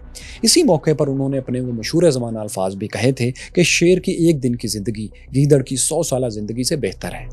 अंग्रेजों से लड़ते लड़ते टीपू सुल्तान जान की बाजी भी इसी जगह पर हार गए। सरंगापट्टम के किले पर इंग्लैंड का परचम लहराने लगा। अंग्रेज कमांडर जनरल हैरिस को जब सुल्तान टीपू की मौत का इल्म हुआ तो वो पुकार उठा कि अब हिंदुस्तान हमारा है। दूसरी तरफ कलकत्ता में लॉर्ड वेल्सले ने جب یہ خبر سنی تو اس نے شراب کا جام اٹھایا اور کہا، یہ جام ہندوستان کی لاش کے نام۔ ٹیپو سلطان کی موت پر انگریزوں کا خوشی بنانا بنتا تھا، کیونکہ 18ویں صدی کا آخری سال ان کے لیے ایک اور خوشی بھی لے کر آیا تھا۔ میسور کی فتح کے بعد دوسری خوشخبری دراصل یہ تھی کہ فرینچ کمانڈر نیپولین بوناپارٹ کو مصر سے ناکام ہو کر فرانس واپس لوٹنا پڑا تھا، یعنی اس کے ہندوستان آنے کا کوئی چانس باقی نہیں رہا تھا۔ ان خوشخبریوں کے بعد لارڈ ویلزلے نے بے فکر ہو کر ہندوستان میں کمپنی کا اقتدار آگے بڑھانا شروع کیا۔ اس کا اگلا نشانہ مرہٹا امپائر تھی۔ ویلزلے کی خوش قسمتی کہ مرہٹا امپائر میں اس وقت سول وار شروع ہو چکی تھی اور انگریزوں نے اس کا بھرپور فائدہ اٹھایا۔ کیورس فیلوز ہوا یہ کہ مرہٹا امپائر کے 3 طاقتور لیڈرز پیشوا باجی راؤ ٹو، یشونت راؤ ہولکر اور دولت راؤ سندھیا میں لڑائی شروع ہو گئی۔ اس لڑائی کے دوران ایک موقع پر باجی راؤ کو ان کے دارالحکومت پونا سے نکال دیا گیا۔ باجی راؤ نے انگریزوں سے مدد مانگی اور وعدہ کیا کہ انہیں ان کا تخت واپس دلا دیا جائے تو وہ پونا میں انگریزوں کو چھاؤنی بنانے کی اجازت دے دیں گے۔ کمپنی سرکار نے فوراً حامی بھر لی، لیکن انگریزوں اور باجی راؤ کے اس معاہدے سے باقی دونوں مرہٹا لیڈرز خوش نہیں تھے۔ یشونت راؤ ہولکر کو جب اس معاہدے کا علم ہوا تو وہ بے اختیار پکار اٹھا کہ باجی راؤ نے مرہٹا امپائر کو تباہ کر دیا ہے، اب برطانیہ اس کے ساتھ وہی سلوک کرے گا جو اس نے ٹیپو سلطان کے ساتھ کیا تھا۔ دولت راؤ سندھیا نے بھی اس معاہدے کی مخالفت کی، لیکن اس سے پہلے کہ یہ دونوں کچھ کر سکتے، لارڈ ویلزلے نے پونا پر قبضہ کر لیا اور باجی راؤ ٹو کو بطور پیشوا بحال کر دیا۔ مرہٹوں کی بدقسمتی کہ ان کے باقی دونوں بڑے لیڈرز یشونت راؤ ہولکر اور دولت راؤ سندھیا ایک دوسرے کے بھی کھلے دشمن تھے۔ لارڈ ویلزلے نے اس دشمنی کو اور بھی ہوا دی۔ ایک موقع پر اس نے ہولکر کو سندھیا کا ایک خط پہنچایا۔ اس خط میں دولت راؤ کی طرف سے لکھا گیا تھا کہ ہم فی الحال ہولکر کی ہر ڈیمانڈ مان لیتے ہیں، بعد میں اس سے نمٹ لیں گے۔ یہ خط پڑھ کر ہولکر بھڑک اٹھا۔ یوں دونوں مرہٹا لیڈرز کی دشمنی اور بھی تیز ہو گئی اور وہ انگریزوں کے خلاف متحد ہونے کے قابل ہی نہیں رہے۔ ان کے دشمنی کا فائدہ اٹھا کر انگریز نے مرہٹوں کو مسلسل شکستیں دی۔ ان میں سب سے بڑی شکست یہ تھی کہ مغل امپائر کا دارالحکومت دہلی، جو کہ مرہٹوں کے رحم و کرم پر قائم تھا، وہ بھی ان کے ہاتھ سے نکل گیا۔ 1803 میں انگریز کمانڈر جنرل لیک کی کمان میں برٹش آرمی نے علی گڑھ کی طرف سے دہلی پر چڑھائی کر دی۔ شہر کے باہر دریائے جمنا کے قریب دولت راؤ سندھیا کی فوج، اس کی مرہٹا آرمی اور انگریزوں میں زبردست جنگ ہوئی۔ اس لڑائی میں برطانوی فوج کو اپنی منظم فوج یعنی ویل ڈسپلنڈ آرمی اور ماڈرن سٹریٹجیز کی وجہ سے فتح ملی۔ مرہٹے بھاگ کھڑے ہوئے اور دہلی کے لال قلعے پر انگریزوں کا قبضہ ہو گیا۔ رسمی طور پر دہلی میں موجود مغل شہنشاہ شاہ عالم ثانی، جو کہ اس وقت تک نابینا ہو چکے تھے، بلائنڈ تھے، وہ بھی کمپنی کے رحم و کرم پر آ گئے۔ یعنی ہندوستان کی دونوں حکومتوں یعنی مغل اور مرہٹا امپائرز کے کیپٹلز دہلی اور پونا اب انگریزوں کے ہاتھ میں تھے۔ ان کے گردا گرد مختلف علاقوں میں مرہٹوں کے مختلف کمانڈرز انگریزوں سے لڑتے رہے، لیکن 2 سال بعد 1805 میں ان سب نے ہار مان لی، کیونکہ ان کو مسلسل شکستیں مل رہی تھیں۔ پیشوا باجی راؤ جو پہلے سے معاہدہ کر کے انگریزوں کی کٹھ پتلی بن چکے تھے، وہ مزید ان کے رحم و کرم پر آ گئے۔ اس کے بعد کمپنی بہادر نے مختلف معاہدوں کے تحت مرہٹا امپائر میں شامل کئی اور علاقے بھی ان سے چھین لیے۔ ان میں موجودہ اتر پردیش، ہریانہ، مہاراشٹر، گجرات اور اڑیسہ کے بہت سے علاقے شامل ہیں۔ ساتھیوں، باجی راؤ مجبوری میں انگریزوں کی کٹھ پتلی تو بن گئے تھے، لیکن وہ اس پر اندر ہی اندر پیچ و تاب کھاتے رہتے تھے۔ کیا ہوا کہ 1817 میں 1817 میں ان کے اندر کا لاوا پھٹ پڑا۔ انہوں نے کمپنی سرکار سے بغاوت کر دی، مگر اس سے پہلے کہ وہ اپنی بغاوت میں کامیاب ہوتے، کمپنی نے بغاوت آسانی سے کچل کر انہیں گرفتار کر لیا۔ باجی راؤ کو پیشوا کے عہدے سے معزول کر دیا گیا اور کانپور کے قریب ایک چھوٹی سی جاگیر دے کر وہاں بھیج دیا گیا۔ یوں 1818 میں 1818 میں مرہٹا امپائر آفیشلی ختم ہو گئی۔ ریاست دکن کے بعد مرہٹوں کو بھی ٹیپو سلطان کے خلاف انگریزوں کا اتحادی بننے کا کوئی فائدہ نہیں ہوا تھا۔ ساتھیوں، ہندوستان کے زیادہ تر حصے پر اب کمپنی کا راج تھا۔ صرف کشمیر اور موجودہ پاکستان کے علاقے اس کے کنٹرول سے باہر تھے۔ کشمیر، پنجاب اور موجودہ کے پی کے خیبر پختونخوا سکھ امپائر کا حصہ تھے۔ ان پر مہاراجہ رنجیت سنگھ کی حکومت تھی۔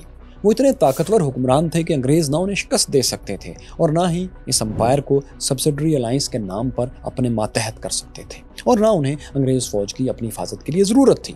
وہ خود ایک جنگجو فوج رکھتے تھے جو بہت لحاظ سے باقی ہندوستانی فوجوں سے ماڈرن تھی۔ لہٰذا انگریزوں نے یہ کیا کہ پنجاب کے حکمران مہاراجہ رنجیت سنگھ کو اتحادی بنا لیا۔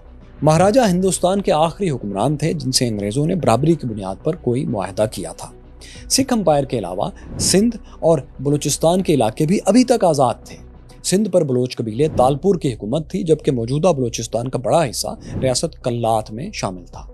इनमें से अंग्रेजों ने पहले सिंध को निशाना बनाया। 1843 में 1843 में British commander sir Charles Napier ने सिंध पर चढ़ाई कर दी। 17 फरवरी के रोज सिंध के गांव मियानी मलोक के करीब ब्रिटिश आर्मी और तालपुरों में एक जबरदस्त जंग हुई। 2800 ब्रिटिश सोल्जर्स ने तालपुरों की 20,000 फौज को शिकस्त दे दी। अंग्रेजों के सिर्फ 300 सिपाही मारे गए, जबकि तालपुरों को 6,000 से जायद जवानों का नुकसान उठाना पड़ा। 24 मार्च को हैदराबाद सिंध के करीब आखिरी और फैसलाकुन मार्का हुआ। इस बार 5,000 बरतानवी सिपाही और 25,000 तालपुर आमने सामने थे। इस लड़ाई में सिंधी फोर्सेस के अफ्रीकी निजात जनरल होश मोहम्मद शेदी ने नारा लगाया था, मशहूर मारूफ नारा, मरसूं मरसूं सिंध न देसूं, मर जाऊंगा सिंध नहीं दूंगा। और वाकई शेदी ने जीते जी सिंध अंग्रेजों के कब्जे में नहीं जाने दिया। वो अपनी फोर्सेस के ज्यादातर हिस्से के साथ लड़ते हुए मारे गए। अंग्रेजों के सिर्फ 30 सिपाही हलाक या जख्मी हुए थे।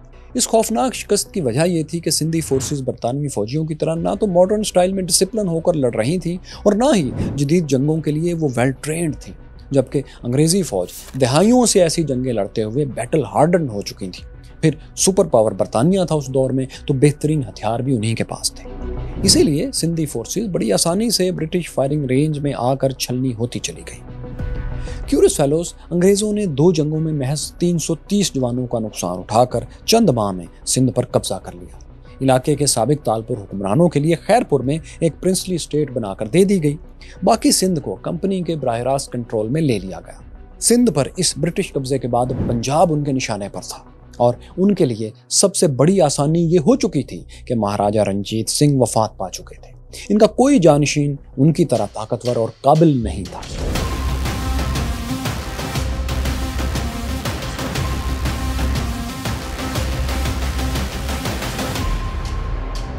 1839 में 1839 में महाराजा रंजीत सिंह की मौत हुई तो उनकी औलाद में जानशीनी के मसले पर झगड़े शुरू हो गए। ये कैओस अंग्रेजों के लिए एक लैडर, एक बेहतरीन सीढ़ी साबित हुआ। लेकिन 5 दरियाओं की सरजमीन उनके लिए तरनवाला फिर भी साबित नहीं हुई। सिख फोर्सेस यूरोपीय कमांडर से ट्रेनिंग ले चुकी थी। उन्होंने बिखरे हुए होने के बावजूद हर महाज पर अंग्रेजों को टफ टाइम देना शुरू किया। 1845 से 1849 तक 4 साल के अरसे में कई खून रेज जंगें हुई। दिसंबर 45 में मौजूदा इंडियन पंजाब के इलाके फिरोज शाह के करीब एक लड़ाई में 2415 बरतानवी फौजी हलाक और जख्मी हुए। 13 जनवरी 1849 के रोज मंडी बहादुरीन के इलाके चलियांवाला में भी 2460 ब्रिटिश सोल्जर्स का नुकसान हुआ। ये हिंदुस्तान की लड़ाइयों में अंग्रेजों के बहुत बड़े नुकसानात में से एक था। मगर महाराजा की मौत के बाद इस तरह के मार्के भी सिख फोर्सेस को मुत्तहिद नहीं कर सके, क्योंकि उनके आपसी इख्तलाफात बहुत बढ़ चुके थे। हर लड़ाई में उन्हें ही ज्यादा नुकसान उठाकर आखिर पीछे हटना पड़ता था। पंजाब अंपायर की कमजोरी का आप इससे अंदाजा लगाएं कि एक 5 साला शहजादा दलीप सिंह महाराजा के तख्त पर बिठा दिया गया था, जिसकी सरपरस्ती उसकी मां महारानी जिंद कौर करती थी, जबकि खालसा आर्मी के जनरल्स आज़ादाना अंग्रेजों के खिलाफ बगावत के स्टाइल में लड़ रहे थे। सेंट्रल कमांड कोई नहीं थी, क्योंकि खालसा राज ने रस्मी तौर पर अंग्रेजों से सुलह कर ली थी, जिसके बाद ये भी एक कठपुतली नुमा रियासत ही रह गई थी। जिन खालसा कमांडर्स ने, जनरल्स ने इस बंदोबस्त के खिलाफ यानी कठपुतली रियासत बन जाने और अंग्रेजों से मुआहदे के खिलाफ बगावत की, उनमें शेर सिंह अटारीवाला ने अंग्रेजों से आखिरी लड़ाई लड़ी। ये जंग द बैटल ऑफ गुजरात कहलाती है। 21 फरवरी 1849 में 1849 में ये जंग हुई। इसमें 5000 के करीब खालसा सिपाही मारे गए। अंग्रेजी फौज के नुकसानात 100 जानों से भी कम थे। ये खालसा राज के किसी जनरल की अंग्रेजी राज के खिलाफ आखिरी लड़ाई थी। बाय द वे साथियों, यही शेर सिंह अटारीवाला बाद में 1857 की जंग आज़ादी में अंग्रेजों की तरफ से हिंदुस्तानियों के खिलाफ भी लड़े थे, जिस पर इन्हें फिर ताजे बरतानिया से बहुत से एजाज़ात वगैरह मिले थे।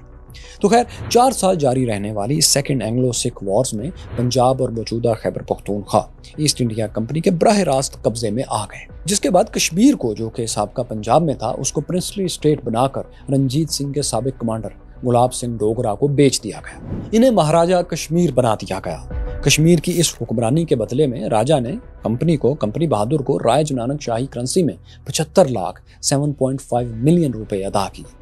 कश्मीर जैसी जरखेज रियासत के सामने 75 लाख बहुत मामूली रकम थी। अपने दौर के एतबार से भी ये रकम कुछ ज्यादा नहीं थी। اسی پر بہت بعد میں پھر شاعر مشرق علامہ اقبال نے کہا تھا کہ قومیں فروختن و چے ارزاں فروختن، یعنی قوم بیچ دی اور کتنی سستی بیچ دی۔ کیورس فیلوز سکھ امپائر کے مکمل خاتمے کے بعد 1849 میں 1849 میں آخری مہاراجہ 11 سالہ دلیپ سنگھ کو برطانیہ بھیج دیا گیا، جس کے بعد وہ دربدر کبھی مصر، کبھی انگلینڈ کے جزیروں میں اور کبھی فرانس میں پھرتے رہے۔ فرانس میں ہی آخر ان کی موت ہوئی۔ اس طرح پنجاب اور اس سے پہلے سندھ پر قبضوں کے بعد انگریزوں نے ریاست کلات میں بھی کافی اثر و رسوخ قائم کر لیا، تاہم اس پر آفیشلی انہوں نے قبضہ نہیں کیا۔ یہ ریاست پھر بعد میں 1875 میں 1875 میں تاج برطانیہ کے انڈر بطور پرنسلی اسٹیٹ آئی تھی۔ بہرحال 1857 سے پہلے ایک ریاست کلات کو چھوڑ کر باقی تمام ہندوستان آفیشلی کمپنی کے کنٹرول میں آ چکا تھا، ان کی حکومت تھی وہاں۔ لیکن اس کامیابی سے بہت پہلے ہی کمپنی کا زوال، ڈکلائن بھی شروع ہو چکا تھا۔